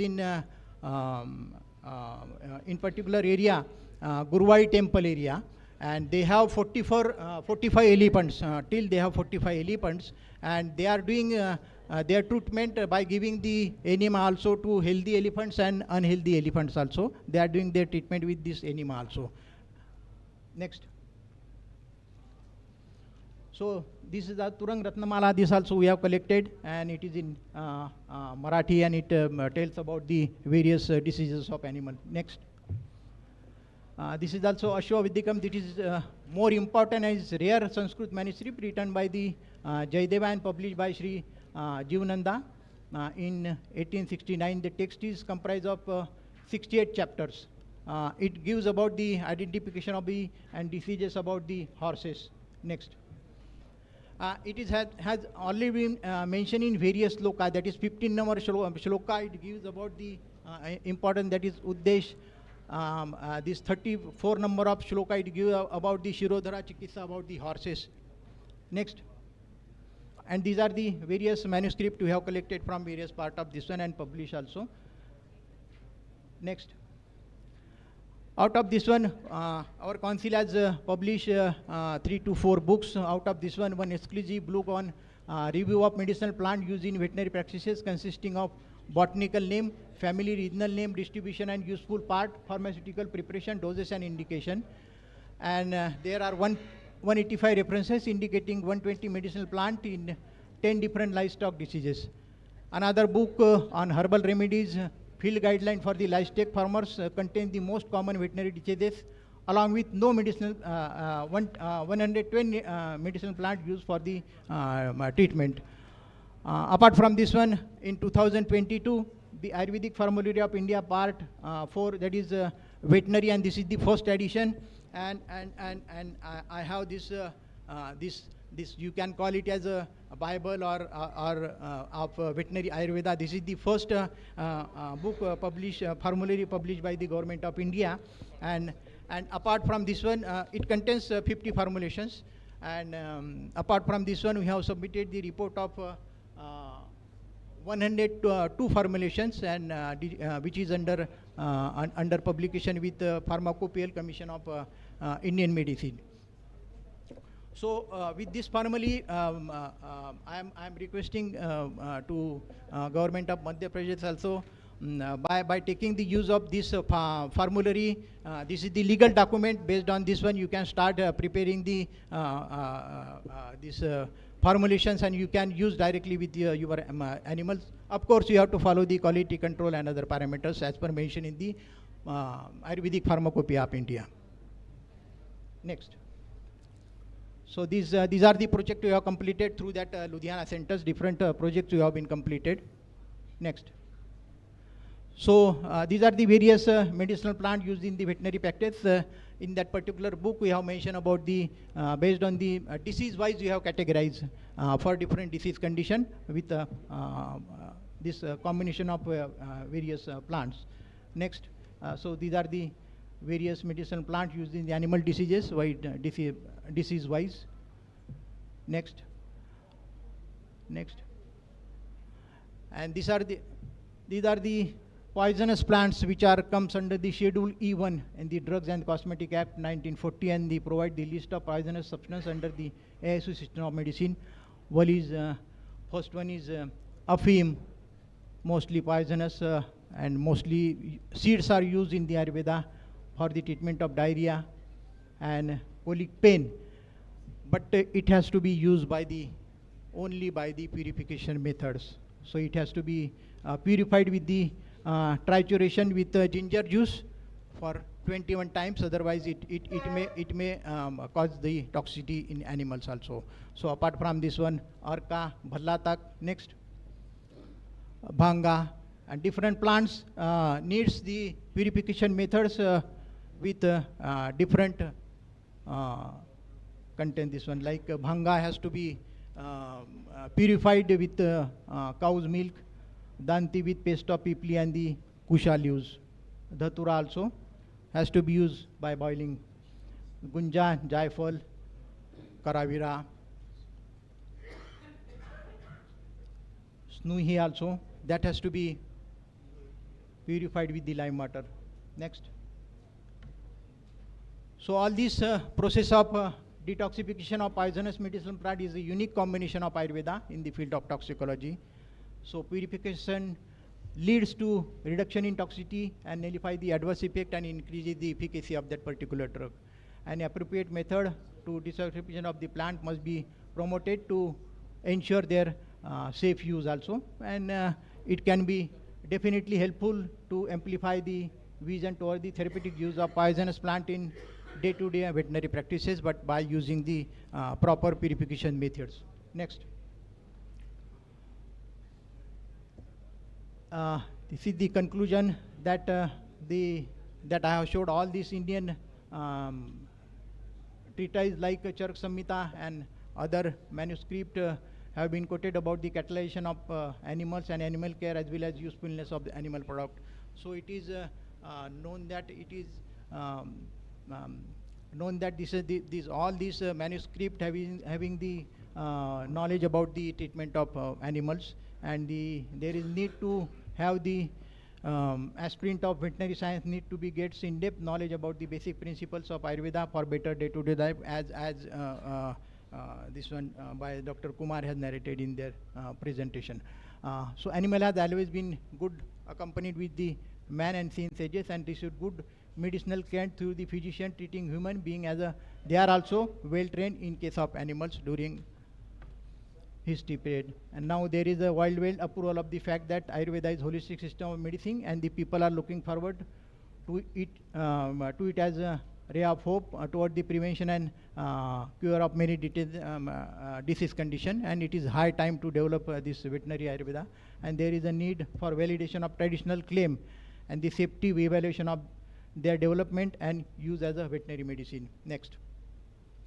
So the suggestion for the future, that's minimizing the use of antibiotic and other chemical product for promoting the alternative like herbal medicine are the essential step. And so we need to have the high level gathering to review this traditional medicine in animal health management. This is the beginning. We have to go more about this one. That may take near about more years. Next. So first of all, you have to prepare the list of selected formulation, classical preparation or proprietary preparation for further standardization and herbal veterinary products for the short-term conditions. And to promote the use of ecosystem-specific package of ethno-veterinary remedies to meet the primary healthcare needs of livestock and reduction in the cost of healthcare among the milch animal of dairy farmers. And reduction of antibiotic and hormonal residues in milk and other animal products by using the safe and effective and standardized products based on the time-tested local traditions and scientific validation of developed product through extensive conduction of clinical trials as per the standard research protocol. Next. Apart from this one, you have to prepare the white paper on the status of veterinary Ayurveda medicine in India. We have to create the awareness in global scenario on use and abuse of antibiotics, to conduct the transdisciplinary research to bridge a gap between the Ayurveda and other science, and to mainstream the traditional knowledge in veterinary curriculum, and manufacture of are encouraged to be used as a pharmaceutical standards with respect to these herbal medicines for the manufacture of veterinary herbal formulations. Next. Thank you very much.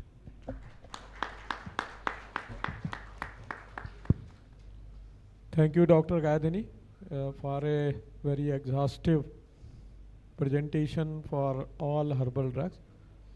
And you are the right person who is connected with the council. So from this platform, I request you to please make it more, मतलब इन सब चीज़ों की availability होनी चाहिए for each veterinarian. Definitely. है ना, ये आयुर्वेदा का जो भी आपने जैसे आपने दिखाया, तो अभी हम लोग के लिए भी ये न्यूज़ है कि इस तरह का आयुर्वेदिक पशु आयुर्वेदा तैयार हो गया है, और जो कि हमको सबको हम वेट्स को इजीली अवेलेबल होना चाहिए. इस चीज़ को आप जरूर करिए. ठीक, thank you. Just I would like to mention that we are having the one big center and big pharmacy at Jhansi.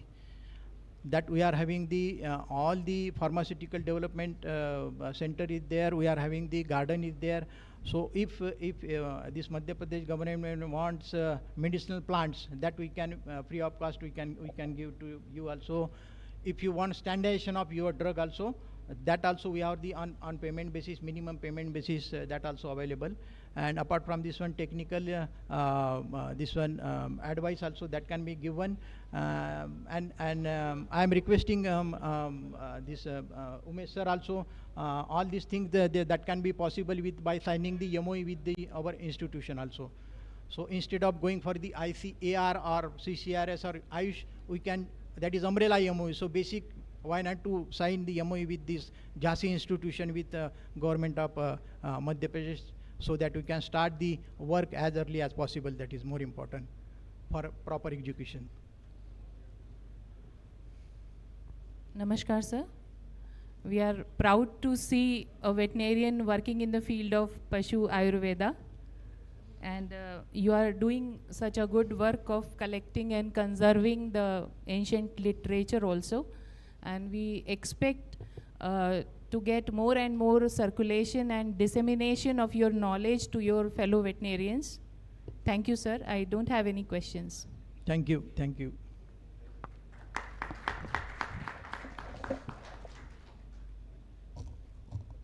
So now I am giving one book to sir from my side.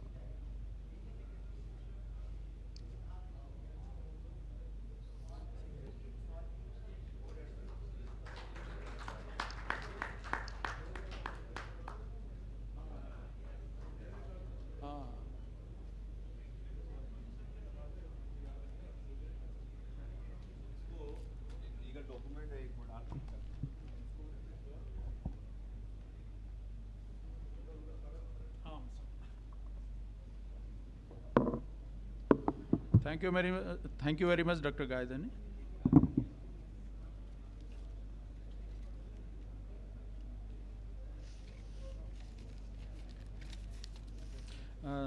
साथियों, हमारे बीच में Madhya Pradesh MP homeopathic council से उनके registrar doctor Ayesha Ali आए हुए हैं। तो मैं डॉक्टर दीपशिखा जो हमारे वेटनरी काउंसिल के रजिस्ट्रार हैं उनसे रिक्वेस्ट करूंगा कि वो कृपया उनका स्वागत करें।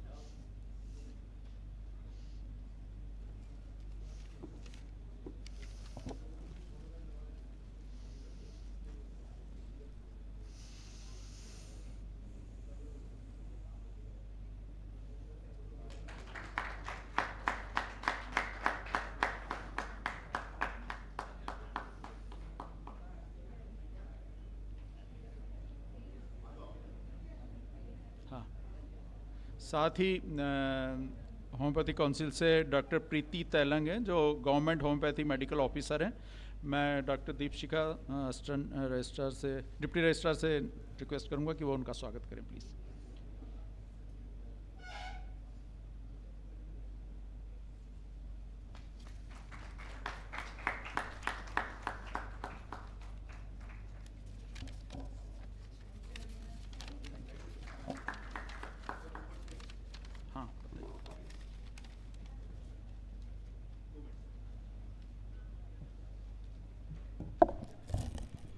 Thank you so much. आप सबका मेरे को बुलाना, उसके लिए मैं आप सबका शुक्रिया अदा करना चाहती हूँ। और साथ में आज मैंने इतना अच्छा गैदरिंग देख रही हूँ वेटरनरी में, ये मेरी खुशी की बात है कि आप लोग सब लोग इतना अच्छा सेमिनार अटेंड कर रहे हैं alternative medicine in veterinary department में। तो ये मैं बोलना चाह रही हूँ, सुजीत सिंह हम मक्कड़ जी जो हैं हमारे होम्योपैथिक में हर इंटरनेशनल एंड नेशनल प्रोग्राम में हम लोग साथ में रहते हैं। और हमारे साथ 3 होम्योपैथ भी बैठे हैं जो कि इसमें वेटरनरी में काम कर रहे हैं। मैं भी एक आपको छोटा सा किस्सा सुनाती हूँ जो मेरी कैट के ऊपर किया था। मैं अपनी क्लिनिक में थी, मेरे हस्बैंड ने कहा कि किट्टू जो है वो अभी उसका बिल्कुल इसके ऊपर कीड़े जा रहे हैं और वो डेथ हो चुकी है, आप कोई दवा लेके आ जाओ, या उसमें थोड़ी जान है, ऐसा तो हिल रही है। तो मैंने बोला कि क्या लेके आऊँ, अब मैं क्या समझूँ, मेरे को कुछ समझ में नहीं आ रहा था क्या इसके लिए मेडिसिन लेके जाऊँ। मेरा सिर्फ एक आप लोग को बताने का ये वाला किस्सा इसलिए ज़रूरी है कि होम्योपैथिक में लोगों को जो आयुर्वेदिक में लोगों का जो कंसेप्ट है कि एलोपैथिक में बहुत जल्दी वर्क होता है और homeopathic Ayurvedic slow action medicine है, बिल्कुल नहीं है। अब मैं आर्सेनिक एल्ब लेके गई मैंने अपने क्लिनिक से, जब मैं घर पहुंची तो मैंने देखा अपने गार्डन में किट्टू ऐसे लेटी हुई है, उसके पर कीड़े छोटे छोटे घूम रहे। तो मेरे हस्बैंड ने कहा इसको तुम दवा डाल दो। मैंने आर्सेनिक एल्ब उनके 2 ड्रॉप टंग पे मुंह खोल के डाल दिया। उसके बाद हम डिनर के लिए सब लोग बैठे तो उन्होंने उसको किट्टू को उठा के डिनर टेबल के पास रख दिया। मेरे डैडी ने बोला कि ये इस पर कीड़े हो रहे हैं, ये मर चुकी है, आप इसको कहीं बाहर रख दीजिए। मेरे डैडी भी पुलिस में थे, IPS पोस्ट पे, तो उन्होंने बोला आप उधर रख दीजिए, इधर खाना अपन लोग खा रहे हैं। मालूम ये पड़ा कि हस्बैंड ने बोला नहीं नहीं तुम तो दो ड्रॉप्स और डाल दो, 2 ड्रॉप्स हमने उसको और डाल दिया। मालूम ये हुआ कि खाना कितनी देर में खाते हैं, 10 से 15 मिनट, 15 मिनट में कुट्टू हमारी दौड़ने लगी। तो दिस इज़ द होम्योपैथिक। ऐसा केस होते हैं कि मतलब इसमें अपन लोग ये नहीं कह सकते कि होम्योपैथिक। अभी अमूल और पटेल साहब और मक्कर साहब इन्होंने भी होम्योपैथिक पे किया है। तो ये हम लोग की खुशनसीबी है कि आप लोग के साथ हैं। आप लोग को जब भी होम्योपैथिक की ज़रूरत हो तो आप ज़रूर बताएं, और आप सबका धन्यवाद। और मेरे साथ डॉक्टर प्रीति भी हैं, और ये भी मेडिकल 1250 में डॉक्टर हैं, और 100 to 200 तक 150 पेशेंट पर देखती हैं। और इसमें होम्योपैथिक के अपनी जितने भी इनके पास डॉग एंड पेट्स हैं, जितने भी इनके पास बहुत सारे पेट्स हैं, तो वो उनका ट्रीटमेंट होम्योपैथिक से करती हैं। तो आज आपके बीच आई हूँ, बहुत बहुत शुक्रिया आपने बुलाया, थैंक यू। और कभी भी होम्योपैथिक की मेडिसिन, मेरी दोनों किडनी फेल हो गई थी 2008 में, मैं अपना भी बता देती हूँ, 2 मिनट का काम है होम्योपैथिक के बारे में। तो डॉक्टर मेरा एक्चुअली मैंने वेवरॉन इंजेक्शन लगा लिया था एक रात, उससे पहले मुझे फीवर आया था और कोई मेडिसिन घर में थी नहीं, तो एक इंजेक्शन था और मेरा बॉडी ऐसा लग रहा था किसी ने काट दियो, तो एक वेवरॉन इंजेक्शन लगा था, मैंने उसको उठा के अपने थाइस पे लगा लिया। फीवर ख़त्म हो गया, पेन ख़त्म हो गया। लेकिन दूसरे दिन मेरे को जो घबराहट शुरू हुई है और जो वॉमिटिंग सेंसेशन हुआ है, तो मैंने डॉक्टर, जो हमारे फैमिली डॉक्टर यहाँ के बहुत बड़े डॉक्टर हैं भोपाल के, मध्य प्रदेश के, मैंने उनको फ़ोन लगाया। मैंने कहा सर मेरे को ऐसा हो रहा है, कहना आप एडमिट हो जाइए। हम गए उनके पास, एडमिट हुए, सारे टेस्ट हुए, मेरा क्रेटिनाइन 12 हो गया और मेरा फीवर 105 और मेरा यूरिनेशन में ब्लड जा रहा। तो 3-4 दिन तक तो फीवर उतरा ही नहीं। आफ्टर ऑल डॉक्टर उन्होंने बोला कि मैडम आप सब घर में बता दीजिए कि आपकी 1 हफ्ते की मेहमान है। तो मैं बहुत रोई और मैंने किसी को नहीं बताया, डैडी को नहीं, बच्चों को, किसी को नहीं बताया। और आफ्टर ऑल मैंने अपने हस्बैंड को और मेरी भाभी को बताया और बहुत रोई बहुत रोई बहुत रोई। फिर मैंने अपने आप को रिवाइव किया, मैंने कहा रोने से कोई मतलब नहीं है, मरना तो है ही। तो मेरी जो एक केयर टेकर थी उसको मैंने मेडिसिन लिख के दिया कि ये मेडिसिन मेरी क्लिनिक से उठा लाओ, और वो क्लिनिक से लेके मैंने कहा तुम 10-10 मिनट में मुझे ये मेडिसिन आप मुझे दीजिए। तो 10-10 मिनट में दी। आप यकीन करिए कि बोलते हैं कि बड़ा स्लो एक्शन मेडिसिन है, 1 घंटे में प्रॉपर किक क्लियर हो गई, no fever, no bleeding, no creatinine normal. कोई यकीन नहीं करेगा, लेकिन मैं केस के आज तक मैं ज़िंदा हूँ। उसके बाद उसी डॉक्टर के, उन्हीं के डॉक्टर के पास एक और पेशेंट रो रहा था, लड़का आदमी। तो मैंने सोचा पता नहीं क्यों रह रहा है, तो उन्होंने बोला कि नहीं 15 दिन के मेहमान है आपके। तो मैंने सोचा यार मुझे 7 डे बोला, इनको 15 डेज़ बोला। आफ्टर ऑल मैंने अपने ड्राइवर से बोला यार एक आदमी रो रहा था तो उसको बुलाओ, क्यों रो रहा है। उसको बुलाया हमने, और मतलब लकीली वो मिल गया। तो मैंने क्यों रो रहे थे आप, कहने मेरी बीवी की दोनों किडनी चली गई हैं। तो उन्होंने 15 दिन का टाइम दिया। तो मैंने कहा कोई बात नहीं, आप उनको मेरे पास ले, कहने वो तो सऊदी में है। तो मैंने कहा ठीक है कोई बात नहीं, एक पेपर लाओ, मैं यहीं दवा लिख देती हूँ। मैंने दवा लिखी, उन्होंने भी खाई और वो भी बिल्कुल आज तक ज़िंदा है, मैं भी आज तक ज़िंदा हूँ और उन्होंने तो आजकल मेरे पास ज़्यादा किडनी के पेशेंट हैं और मैं आप सबसे ये कहना चाहती हूँ कि होम्योपैथिक के कोई साइड इफ़ेक्ट नहीं होते। आप ज़रूर होम्योपैथिक अपने लिए, बच्चों के लिए लीजिए और वेटरनरी में भी आप लीजिए क्योंकि बहुत अच्छा रिज़ल्ट देती है। मैंने तो अपने इस पे देखा है। तो थैंक यू। और आपको कभी भी मेरी ज़रूरत हो तो मैं अपना नंबर आपको शेयर कर देती हूँ। मेरा नंबर है 7000। अर्थराइटिस पे बहुत अच्छा है, घुटनों के दर्द में बहुत अच्छा मैं वर्क करती हूँ। तो आप लोग ये हमारे साथ प्रीति भी आई है, ये भी बहुत अच्छी डॉक्टर है, तो आप लोग कभी भी फ़ायदा उठा सकते हैं। 7003538889 700353।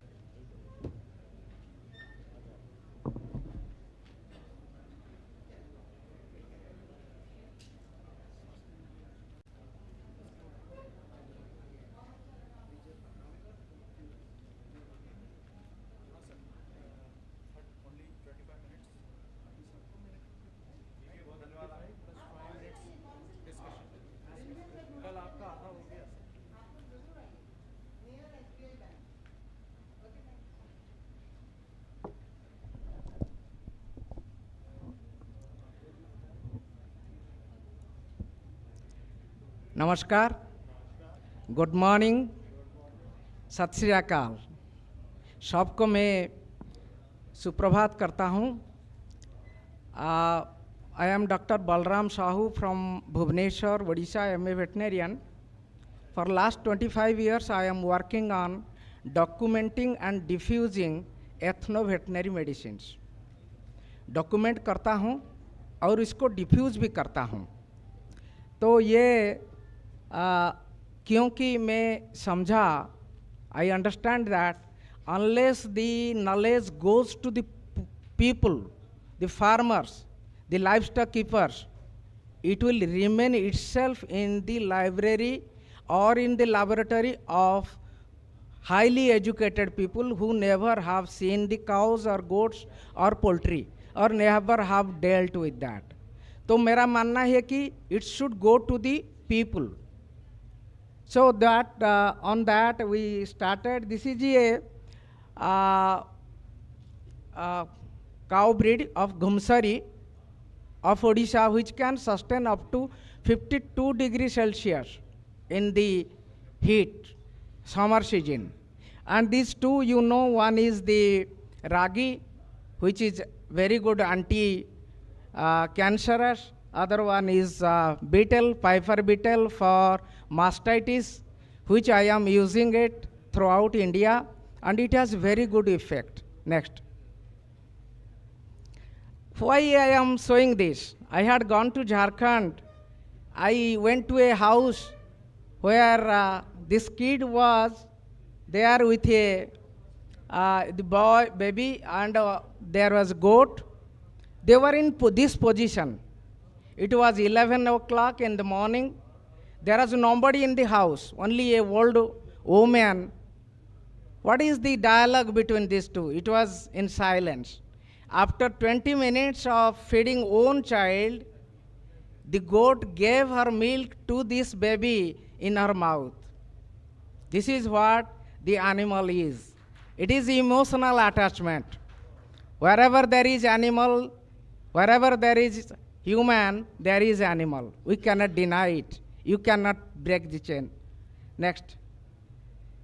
This is in Chilka buffalo. We need to know that Chilka buffalo is in Odisha, which is a night grazer, which grazes in night. In morning, it gives milk and goes into the Chilka lake, browse in the salty grasses, converts to milk, come to the owner's house. They don't respond to allopathy. They respond to the ethno-veterinary.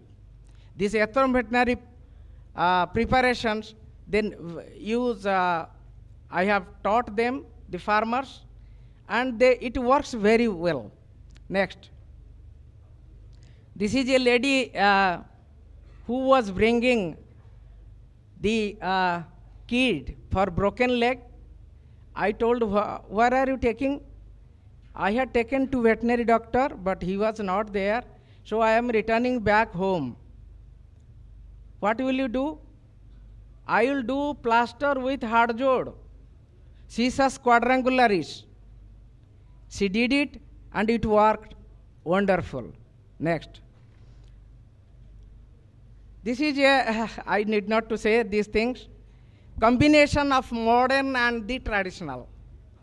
The lady, tribal lady, using a pressure cooker, but fuel is cow dung fuel.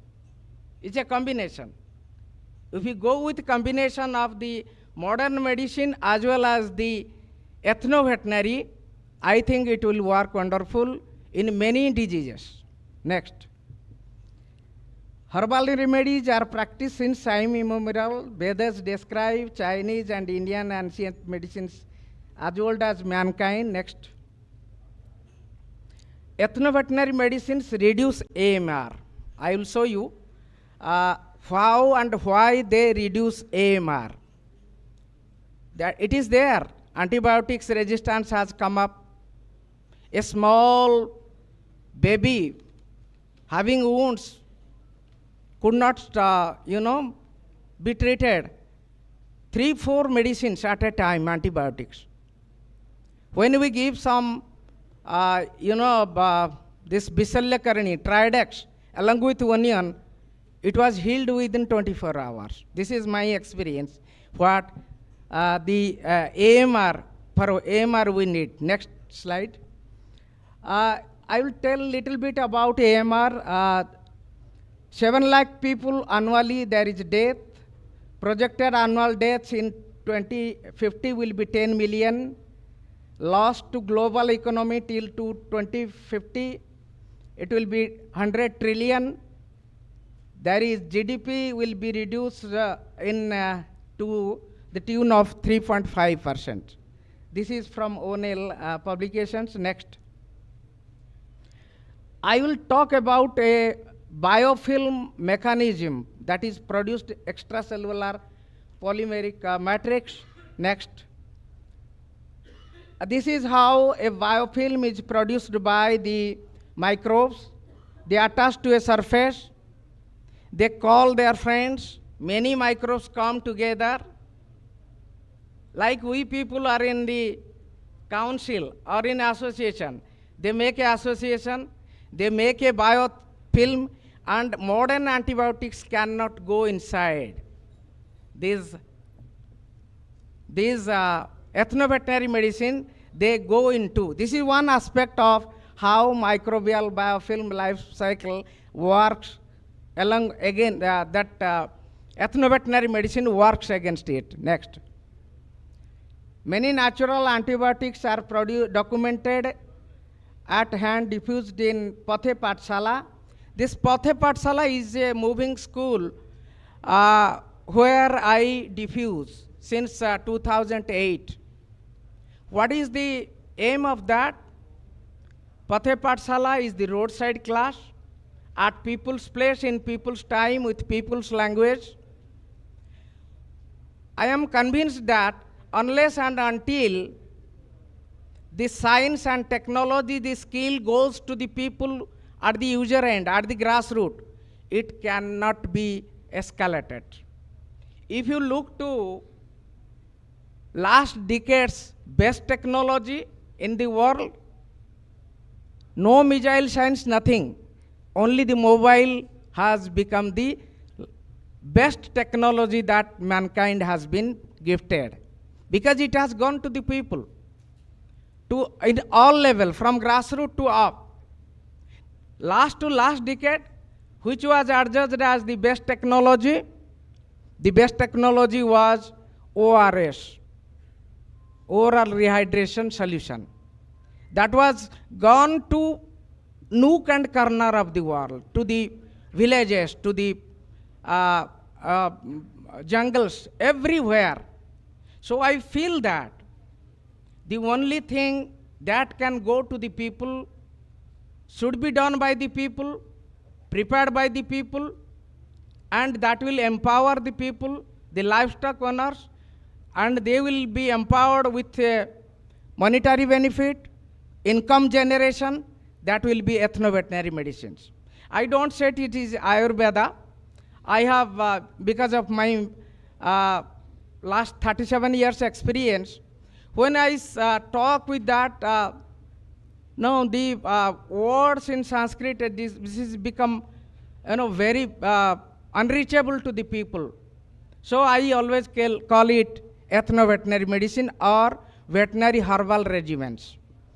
So these are the aloe vera, haldi, dahi, this tambaku, then our bitter gourd, onion, piperine, that black pepper, tulsi. These are naturally present around us.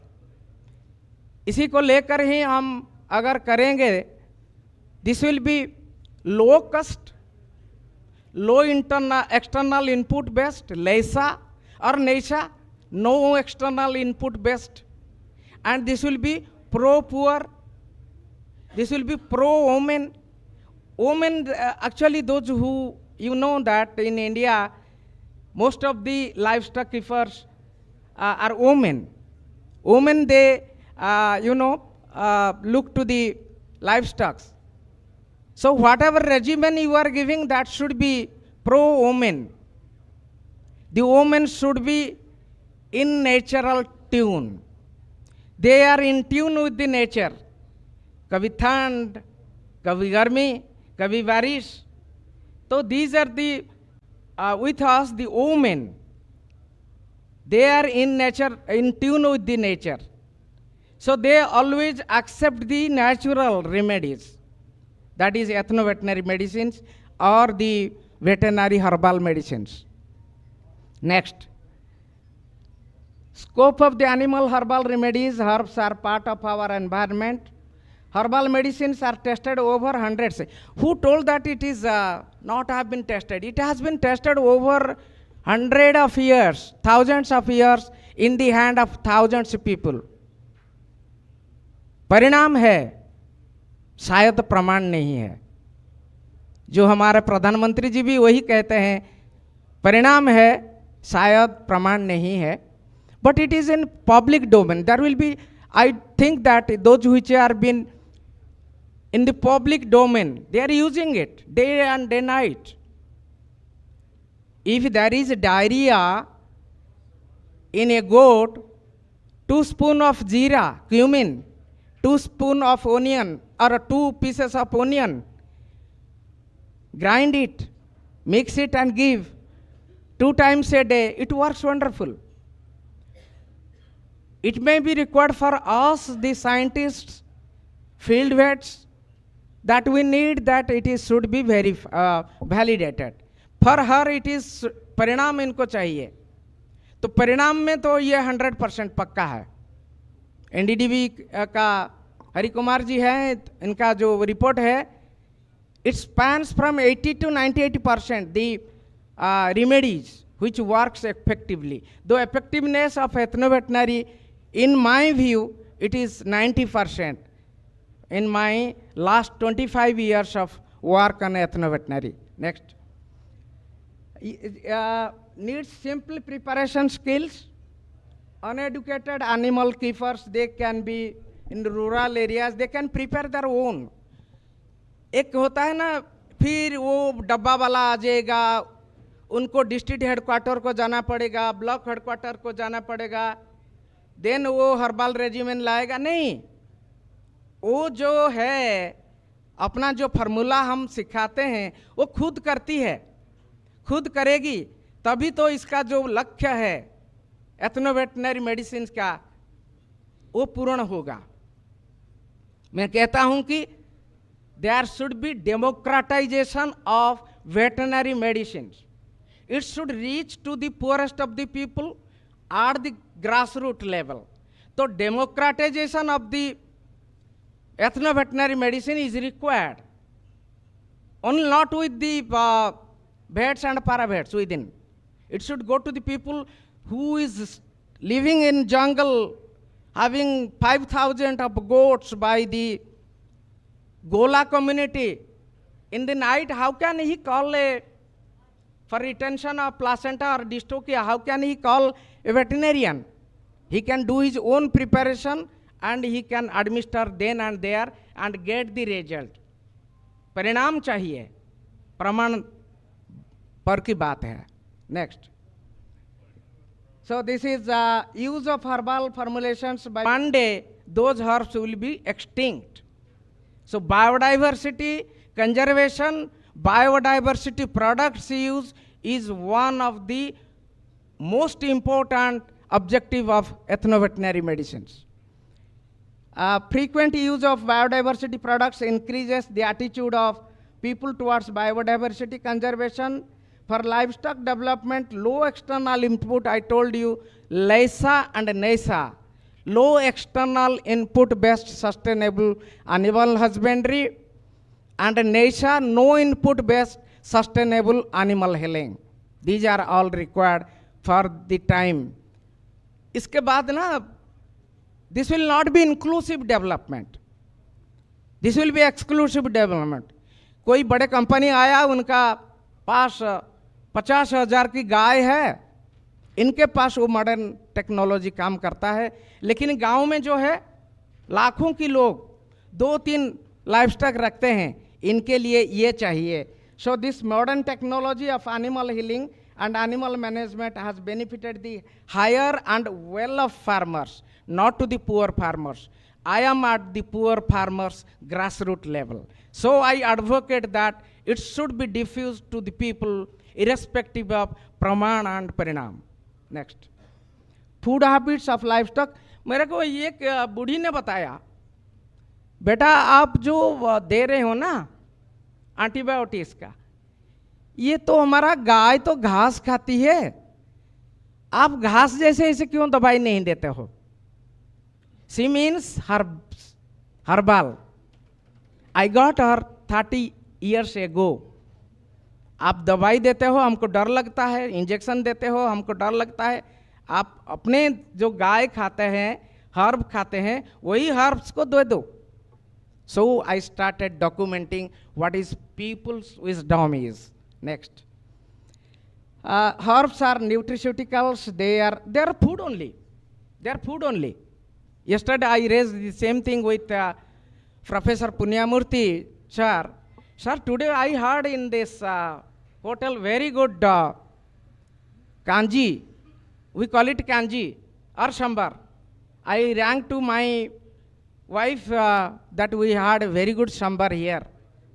She told that it has anti-good, anti-allergic, anti-cold value. Did I need a verification that it is have been documented properly, or it has been SOP, or it has been supported or verified or validated? No. There are many ethno-veterinary medicines are in the public domain. It should be used as itself. Looking to other things that whether in which season it should be harvested, other part is there, but people should be allowed. If you make a hindrance that there is verification or validation is required in everything, till then you get stopped, then I think it will take ages. It will take ages to prove, to validate each and each formulation. In 25 years, last 25 years, I have 4,000 formulations for veterinary, ITK based, 14,000, and 4,000 in agriculture. How many years it will take throughout India to validate all, even the outstanding practices? So my proposal will be, let the present situation of using by farmers go, and at the same time we validate for the scientific. Why I am doing all these things? Documenting, diffusing with all things. You might have heard about haldi and neem. Somebody told that it has been patented by USA. but it is our. There was lack of documentation. So I started doing that documentation in 1998, what are people's knowledge, and made this a big book also. This is a part of outstanding knowledge. Agar आसपास पशु doctor ना हो, what one should do. This is in Hindi, Odia, and in Tamil it is coming up, and in Bengali also, Marathi also it is coming up.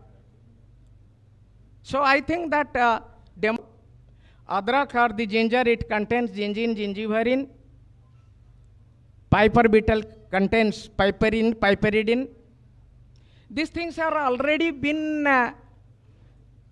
prepared, validated by CSIR.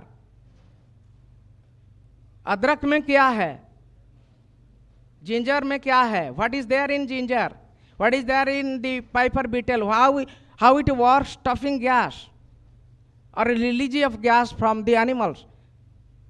They have already. Only the validation should be dose and its toxicity, side effect, and all these things extra. Next. Gastroenteritis, next. Jeera and cumin. This lady previously, this lady is from a village. She tells, whenever there is diarrhea in my kid, I only give jeera and onion. Cumin contains cuminin, and onion contains sulfur compound, a very good natural antibiotics. That helps diarrhea stuffed by the ladies. Next. This is one of the blood dysentery के लिए this gunj or kaincha, ranjot they call it, black-eyed Susan. This it contains abrine and abrine, which are very good in clotting the blood and very good antibacterial effect. These are already there. These are already there. Validation can take place in terms of quality control and others. Next. Diarrhea, next. Next, this is one of the beautiful things that constipation. For constipation mostly happens, I have marked it in diary in the pregnancy situations. They drink less water, there is constipation, and it works well. This castor oil, 200 ml, cow milk 200 ml, mixed together with lukewarm and drink it. One thing once happened that a farmer telephoned me, sir 10 दिन से उसका stool नहीं आ रहा है, there is no stool coming out, constipation है. Doctor साहब ने आया, 10-12 सालाइन लगाया, मेरा 10,000 रुपया खर्चा हुआ. तो इनको मैंने जो बोला, सुबह सुबह इन्हें फ़ोन आया कि आज 10 से 12 किलो का काउडंग निकला है. क्या था? वही है राजीवन था. वो कास्टर ऑयल था एंड काउ मिल्क था.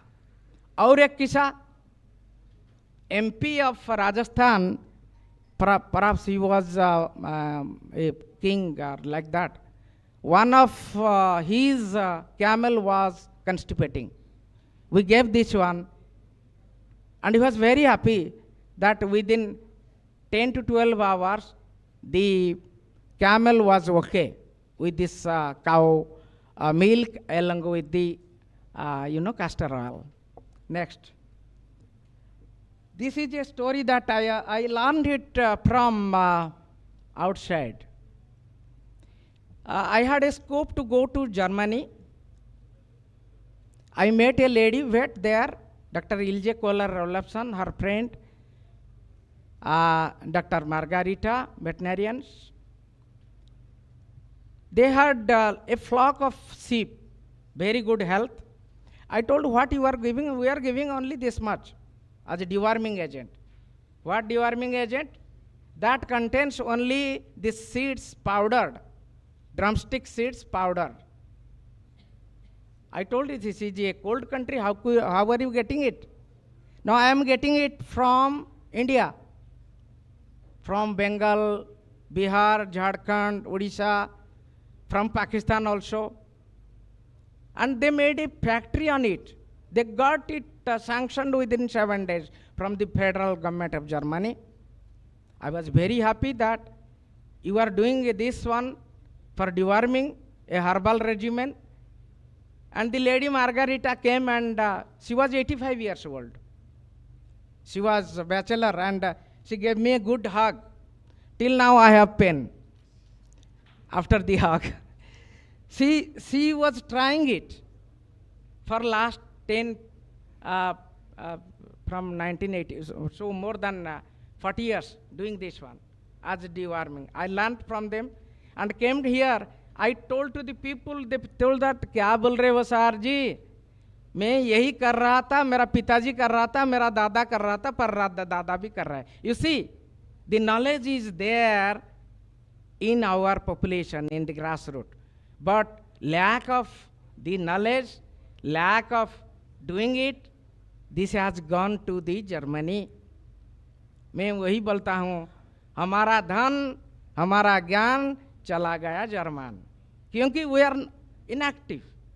So the time has come just to make it in the streaming. Last time one madam was telling that वो alternate कैसे है, जो अब तक चल रहा है वो मेन स्ट्रीम में है, जो उसको अलग है वो अल्टरनेट है. तो अभी ये नहीं चल रहा था, तो ये अल्टरनेट है. ये फिर 50 साल 100 साल चलेगा तो वो मॉडर्न मेडिसिन फिर आ जाएगा वो अल्टरनेट में. तो मेन स्ट्रीमिंग जो है वो प्रेजेंट है, और जो दूसरे है वो अल्टरनेट मेडिसिन है. तो this is one of the very good that one thing I will tell you, Kadamba, it contains that rush is very good anticolic. This I have documented, diffused to the people also. दिन एक दिन मन में आया कि जो कृष्ण भगवान थे वो कदम को क्यों चुने? वो ज़्यादा लेला खिला करते थे, पेन हुआ करता था, कदम के नीचे बैठते ही इनका पेन का उपशम हो जाता था. तो कदम contains कदम्बाइन, which is a very good pain killing effect, and body pain, fatigue, everything will be reduced by the kadamba. Next. There are many ear nodes, these are the lesun, how it is very good pounded and boiled in mustard oil, and it is works very good. It contains some volatile and myrosin. Next. Bleeding from nose, it is very good. It is a people's knowledge. Take the duba ghas or the Bermuda grass, make it a paste and squeeze it into the nose or in the wound. Immediately there will be stoppage of the hemorrhage. Next. This is for the horn cancer or broken horn. Just smear the powder around and make a bandage around it. It works very well. So let me ask my friend here, please, show that TECA. So these are the validation, these are the work which I had given 4 or 5 technology to FAO, TECA. Can you please show TECA? Please, TECA, folder hai. In TECA, FAO, 5 of our technologies, skills have been published. They took 1 year for its experimentation, and they found that it is good for, they are outreaching to the people. TECA is technology for small agricultural farmers. It is a section under FAO. Many of you might have seen that.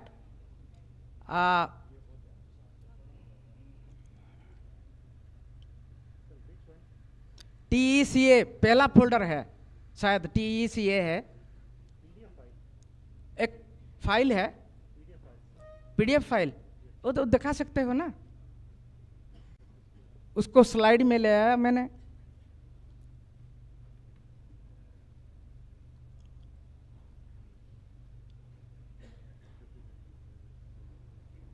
These are the outstanding practices which have been adopted by many of the countries, including the African, Southeast Asia, Far East Asia, and we see that these are not only low input based, these are affordable and are available in our surroundings.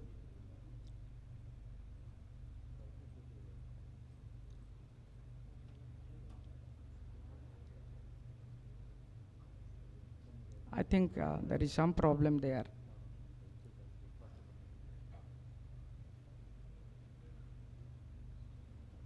टेका 1 2 करके जाइए या 4 दिखाइए, टेका 4 किसी को भी दिखाइए.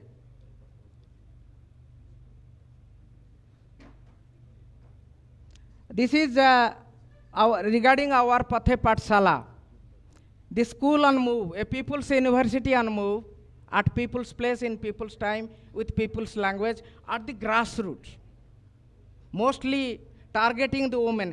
I found a university in agricultural universities, they KVKs, they organize trainings where women attendants are very poor because a woman cannot come to a town, leaving her children at home, leaving old parents at home, parent in-laws at home. We need to go to their place. So the concept came, let us go to the people at their place, in their time, and with their language. This is what Teka also that validated. Next. Teka 1, 2, next. Roll it, next. You can, this is our typical Pathe Pathshala. We have reached, I have done single-handedly 1069 classes all over India, and reached and directly trained more than 1 lakh people, and 50% of people are the women. They are these, you know, they are the very learner, speedy learner, and most importantly the tribal ladies. They learn it very quickly. Unless, this is my conviction, unless and until it reaches to the people, it will remain itself. And it will remain itself in the library, in our, you know, CD, common drives, and others. Then next. This is a typical Pathe Pathshala. This lower Pathe Pathshala is in a tribal area where there is dominated by the Maoists. When I reached there, the women were not easily coming, they are reluctant to come. But when they learned that, they stayed up to 3 years to learn as much as 10 technologies, skills, diarrhea, bloat, retention of placenta, anistrus, and anorexia. All those things they learned, they wrote down, and also still now we are in communications. Next, can you make it minimized and go to the Teka 2? This is what a typical, okay.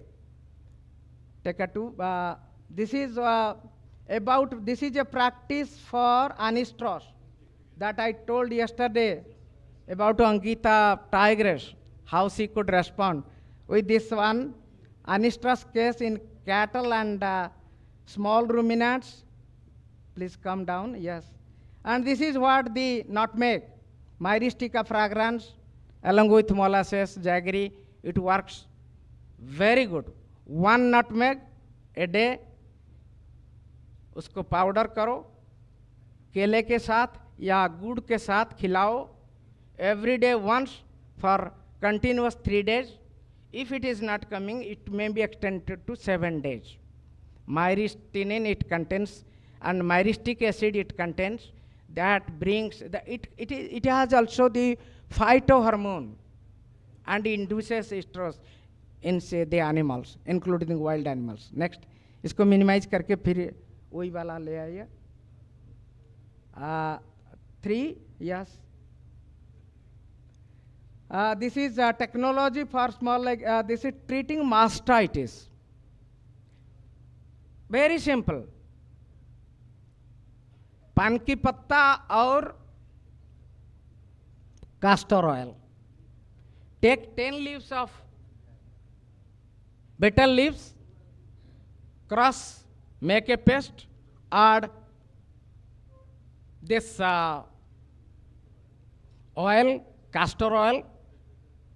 कहीं कहीं बोलते हैं कि उसको जड़ा तेल बोलते हैं, कहीं कहीं बोलते हैं एडी तेल, रेडी तेल, रेंडी तेल, ऐसे कुछ बोलते हैं locally. This castor oil, edible castor oil works well. 10 betel leaves with castor oil once a day, continuously 3 days, works against mastitis. This has been worked well. One of my veterinary friend, he was senior to me, came once. यार मेरा mastitis गाँव में हो गया, 10,000 खर्च कर चुका हूँ.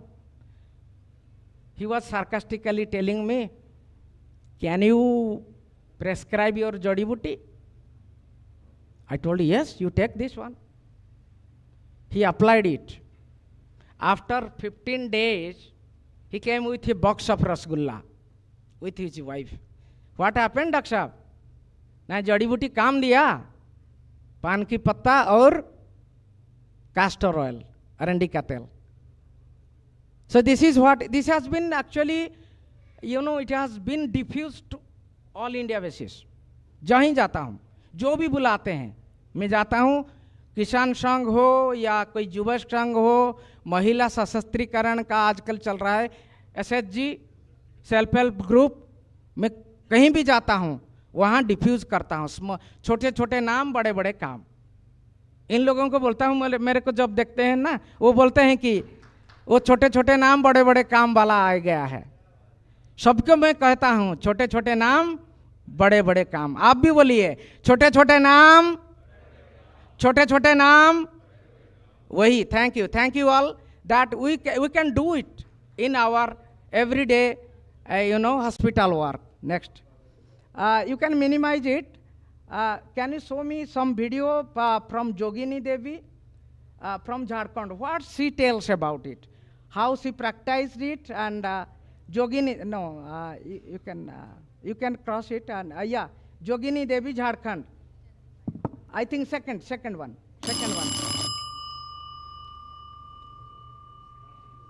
तो उसको थोड़ा सुसुम करके और जानवर को हम 3 दिन तक उसको पिलाएं. फिर इसको दोहराते हैं 50 ग्राम चिराता और 25 ग्राम जवाइन, 25 ग्राम सोठ और 25 दाना और क्या बोलते हैं हम लोग देहात में मिर्चा, गोल मिर्चा, काला वाला मिर्चा होता है, उसको अलग अलग चूर्ण करके और इकट्ठा मिला के 3 दिन पिलाए थे जानवर में.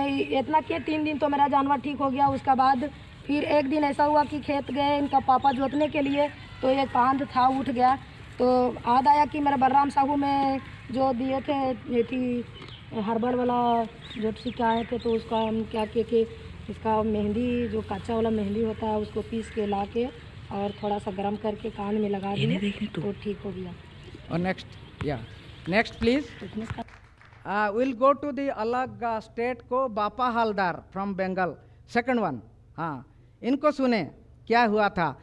That poisonous plant eating. नमस्कार, जय गो माता. আমি বাপ্পা হালদার পশ্চিমবঙ্গ রাজ্যের দক্ষিণ চব্বিশ পরগনা জেলার ক্যানিং থানার অন্তর্গত তালদি গ্রামে বাস করি. আমি একজন সাধারণ গোপালক. আমার এই গোমাতার নাম অন্নপূর্ণা. গত 6 মাস ধরে অন্নপূর্ণার মুখ থেকে লালা বেরোতো. আমি ডক্টর বলরাম সাহুজির সম্পর্কে আসি. ওনার সঙ্গে যোগাযোগ করার পর উনি আমাকে পরামর্শ দেন. ওনার পরামর্শ মতো আমি কচি পেঁপে পাতা 50 গ্রাম থেতে তার সঙ্গে 50 গ্রাম গুড় দিয়ে papaya leaves he was giving অন্নপূর্ণাকে খাওয়াই 5 দিন. এরপর লালা ধীরে ধীরে বন্ধ হয়ে যায়. আমি ধন্যবাদ জানাই ডক্টর বলরাম সাহুজিকে এবং ওনার লেখা পথে পাঠ. Then we can go to typical, from Odisha, PP feedback, that is second one from the last year by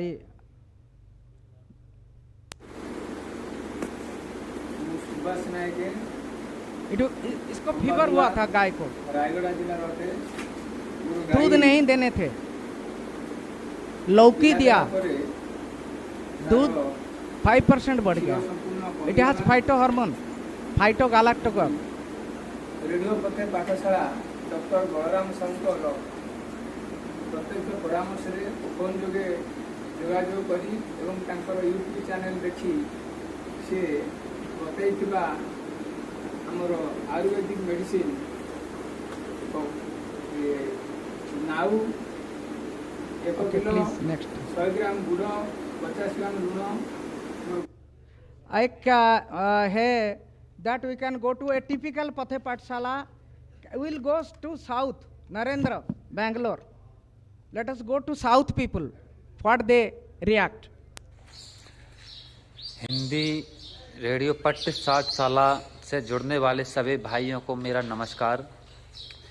मैं स्वर्ण भूमि गौशाला बेंगलोर में 5 वर्षों से काम कर रहे हैं। इधर लगभग 300 पशुओं को पालन हो रहा है और 3 वर्ष पहले हम बलराम साहू जी से जुड़े, उनके प्रयोग को देखा तो हमको 99% परिणाम रिजल्ट अच्छा मिला है। वे हमारा इंग्लिश मेडिसिन का खर्चा कम हुआ है और हमको बहुत फ़ायदा मिला है। फार्मूला बहुत अच्छा है उनका, जैसे ज्वारा का है, फीवर, थानेला रोग का है, स्किन का है, थोड़ा हमको बहुत रिजल्ट अच्छा मिला है। इसलिए थोड़ा सभी से मैं अपना स्वदेशी अपनाओ, गौशाला को अच्छा बनाओ। Thank you. जय गौ माता, जय Gopal. Can you please just 1 minute please, it is only 25 minutes I have covered. Yeah, next can you give Dr. Kakkar, doctor Razik Kakar है एक तीसरा वाला, वो पाकिस्तान वाले veterinarian, dean of veterinary college. बहुत शुक्रिया, बस आप हमारे उस्ताद है, उस्ताद मोहतरम है और मैं रियली आई लव यानी the way you treat the animal and that is kindness and treatment all together. तो मैं रियली आपसे बहुत कुछ सीख रहा हूँ बस। और मैं आपसे एक बात कहना भूल गया कि मैंने पहले जो है एक सॉल्यूशन बनाया जो टिक्स के लिए बहुत ज़बरदस्त ये कारामद हुआ। मैंने पता है क्या किया कि तकरीबन 2 किलो जो है वो नीम के पत्ते वगैरह जमा किए और उनको थोड़ा सा जो है वो छोटा छोटा पीस में कट किया, उसको पानी में डाला, तकरीबन ऐसा बोलो कि 4 लीटर पानी में, और उसका ढकना बंद किया, एयर टाइट किया। पूरा 20 दिन 22 दिन बाद जो है उसको फ़िल्टर किया। वो पानी मैंने स्प्रे किया कैमल के आर्डर में, ये दुम के नीचे, पूंछ जो है इसके नीचे, गर्दन के जगह में, इधर उधर जो है बिल्कुल चिचड़ ख़त्म हो गए, उधर से चले गए। मरे हुए मैंने नहीं देखे, बिल्कुल चले गए, उसने वो छोड़ दिया वो कैमल को। तो ये भी बहुत ज़बरदस्त। दिस इज प्रैक्टिस हियर हमारा भारत का। और ये जो डॉक्टर हैं ये लाहौर का है, इन्होंने कहीं ना कहीं सुना देखा और उसको रेडियो पथे पाठशाला सुनकर उपयोग किया टिक्स के लिए। 1 kg of neem leaves cut into pieces, fermenting in 4 liters of water with a in a earthen matka, given the cover for 20 days. After 20 days he was spraying that water and he was telling how जबरदस्त काम किया है, छोड़ के चला गया है। This is from a vet from other country and I think that what we are doing, this is doing not only for India, for also others। जो भारत का अभी पुकार है, भारत विश्व गुरु बन रहा है, वही भारत अभी विश्व गुरु बनेगी। यही मैं ख़त्म करता हूँ, मेरे को लिए टाइम का पाबंदी है, कम है, मैं यहीं रखता हूँ। आई thank you all, thank VCI, thank government of Madhya Pradesh and department of Madhya Pradesh veterinary department. I thank the council here I thank you all for giving me this chance to speak what we are doing with ethno-veterinary. Thank you all. जी, ये किताब है अगर आसपास पशु doctor न हो, अगर आसपास पशु डॉक्टर न हो क्या करोगे। यहाँ 100 डिजीजेस का दिया है रेसिपी, न्यूट्रास्यूटिकल थिंग्स। नया यही मैं सुनता हूँ उड़ीसा में। हमारा जो सीनियर है ना, मैं हमारा पेट में लात मार रहे हो। मैं बोला कि आपका पेट में लात मार रहा हूँ क्यों? मेरा पिताजी जो किसान थे, इनको तो मैं देखा हूँ, गांव का जो किसान है ये सब मेरे पिता माता हैं, इनके लिए ज्ञान दे रहा हूँ।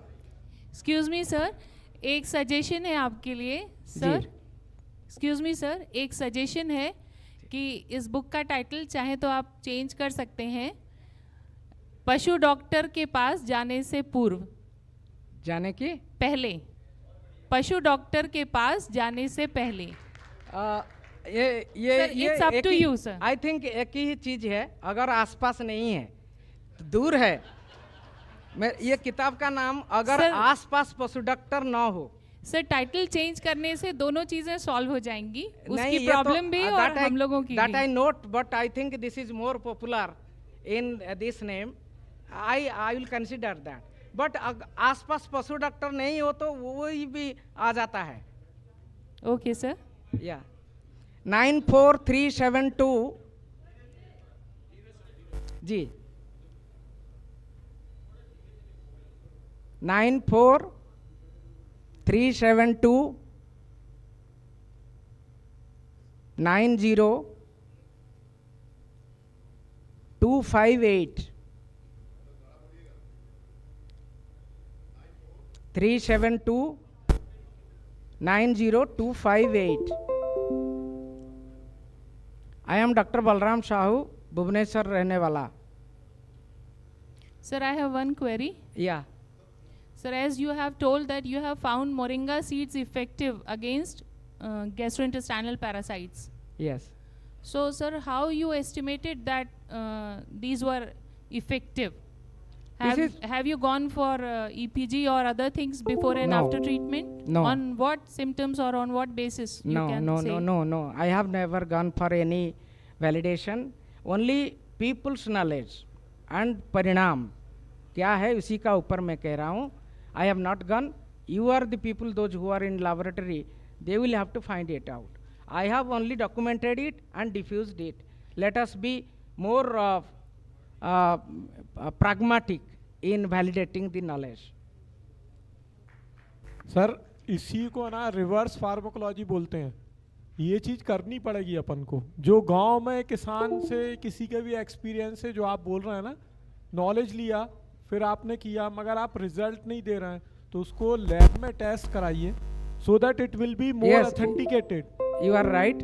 But it takes, sir, ना in veterinary profession it takes years. हमको फंड चाहिए, हमको वो चाहिए। वो हमारा एक कहावत है ना, घी नहीं आएगा तो राधा नहीं नाचेगी, ऐसे होगा। This is my experience of 37 years. ना नॉमन तेल होगा ना Radha नाचेगी। I am optimistic. I am optimistic that one day it will happen, and there will be authority on testing of the I propose that there should be national authority on testing ethno-veterinary medicines. I propose there should be one national authority on testing and validating the ethno-veterinary medicine practices. Any questions, sir? Sir. Yes, please. Excuse me, sir.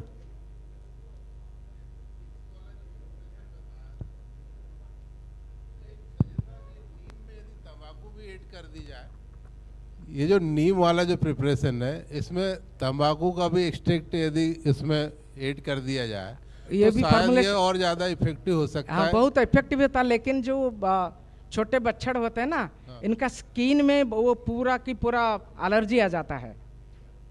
और ये बच्चड़ जो अगर दिन में उसको नहाया वो तंबाकू का पत्ता टबाको ना, उसको पूरा जैसे कि दारू पीने के बाद हो जाता ना, ऐसे ऐसे होता है। तो तो ये साइड इफेक्ट है, इसलिए मैं इसको कंसंट्रेशन थोड़ा यदि एक टेस्ट किया 20 डेज का प्रॉपर कंसंट्रेशन या लो हाँ ये हो सकता है, ये वैलिडेट करना पड़ेगा। Maybe more yes yes yes yes, I agree that. Excuse me sir, एक सजेशन है sir, there is one college in Bhubaneswar, so you can collaborate with them. For example, वही sir before and after treatment एक छोटा सा test है EPG का, तो उससे सर काफ़ी वर्म्स के केस में तो it can be tested. Where? Faecal samples में sir EPG can be done. वो हो रहा है मैडम, वो हो रहा है। यस सर, ये कोई ना कोई कलीग मानने की पहले ही उस करते हैं veterinarian, they do it, how the worm load is getting down, that is they are going on somewhere. Any questions sir? Madam? Sir आपने एक सर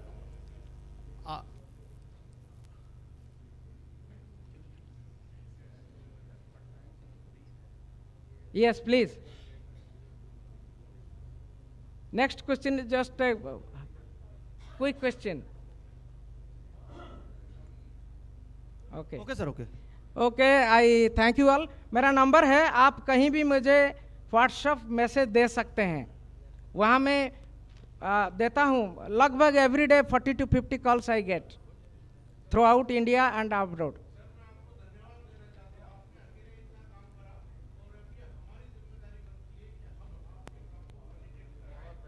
धन्यवाद धन्यवाद। मैं एंड करता हूँ VCI को क्लाप दे के 1 2 1 2 3 मेरे साथ दीजिए। 1 2 1 2 3 1 2 1 2 3 1 2 1 2 3 1 2 1 2 3 1 2 1 2 3 1 2 1 2 3। धन्यवाद धन्यवाद, नमस्कार। हाँ हाँ शर्मा जी को बुलाइए, हाँ बुलाए। ए शर्मा साहब सर, मुझे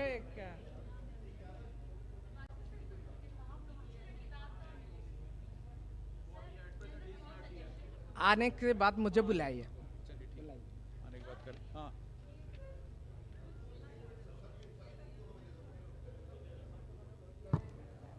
सर आपके लिए एक छोटा सा सजेशन है सर, इससे पहले। हाँ बताते जाओ बताते जाओ। सर आपके लिए छोटा सा एक सजेशन है, आपका ये जितना ट्रेडिशनल नॉलेज है, क्योंकि आप उसके डॉक्यूमेंटेशन पे जोर दे रहे थे, तो जो नेशनल बायोडाइवर्सिटी अथॉरिटी है वो बायोडाइवर्सिटी का डॉक्यूमेंटेशन करती है in the form of people's biodiversity registers, and every state has a mandate for this. तो आपके यहाँ जो उड़ीसा स्टेट बायोडाइवर्सिटी बोर्ड है उससे आप संपर्क करके इसको पीपल्स बायोडाइवर्सिटी रजिस्टर में डॉक्यूमेंट कराना बहुत ज़रूरी है, क्योंकि आगे भी मतलब IPR issues and traditional knowledge के डॉक्यूमेंटेशन में आपका बहुत बड़ा कंट्रीब्यूशन होगा सर ये।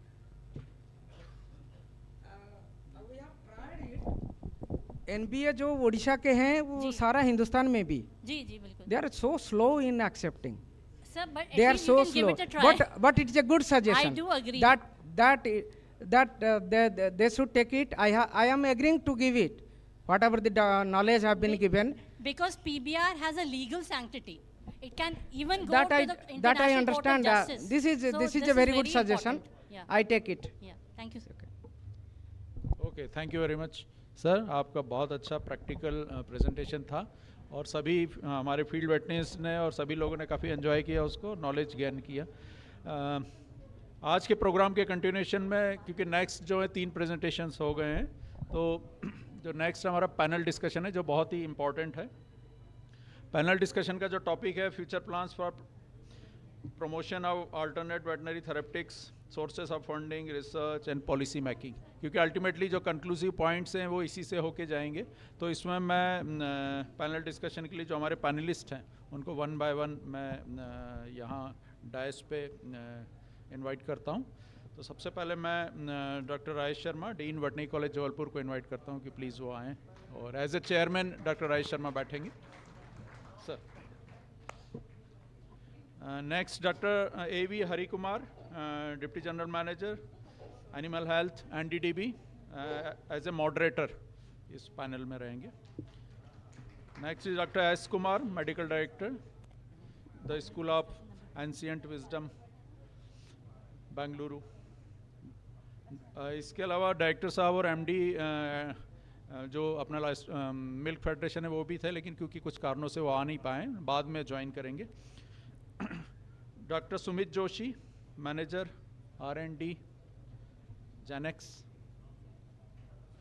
Doctor Punyamurthy, ex professor TANUVAS. Doctor Surjit Singh Makkar, retired joint director. Doctor Sunil Parnam, joint director, state DI lab Bhopal. Doctor Priyakant Pathak अभी शायद है नहीं, लेकिन वो बाद में ज्वाइन करेंगे। और एक कोई छूटा है।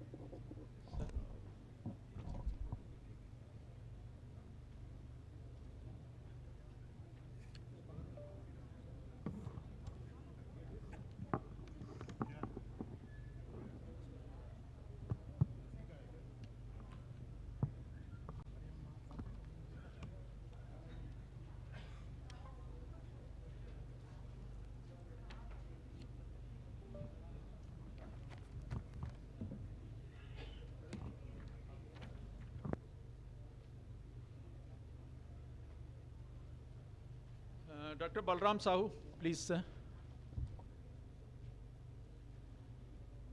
अभी शायद बाहर गए हुए हैं, आ जाएंगे सर। जी जी, तो मैं सर माइक हैंड ओवर कर रहा हूँ चेयरमैन सर को और मॉडरेटर सर को कि वो प्रोग्राम को आगे कंटिन्यू करें। माइक दे रहा हूँ sir.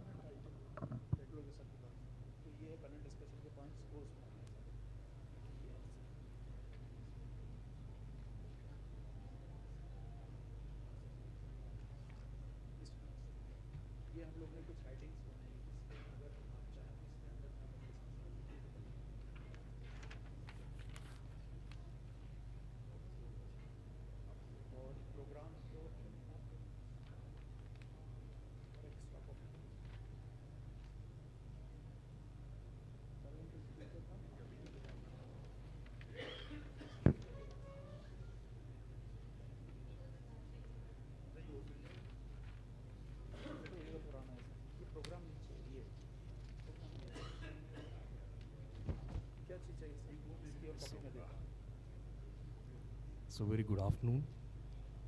So this is something again I would like to thank VCI and Government of Madhya Pradesh Animal Husbandry Department जो हम सबको यहाँ पे बुलाया, and this has been some a confluence of ideas, I should say, from all aspects of be it ethno-veterinary medicine, be it Ayurveda, homeo, सभी लोगों को एक साथ लाना is very, it's a very important thing that we discuss, because एक ऊपर एक नीचे ऐसे कुछ है ही नहीं. It's holistic, that we need to have an opportunity to have everything, and our mode is to provide cost-effective methodologies to the farmer at the minimal cost, and of course by reducing the use of antibiotics. ये सब है. तो without further ado, I think I would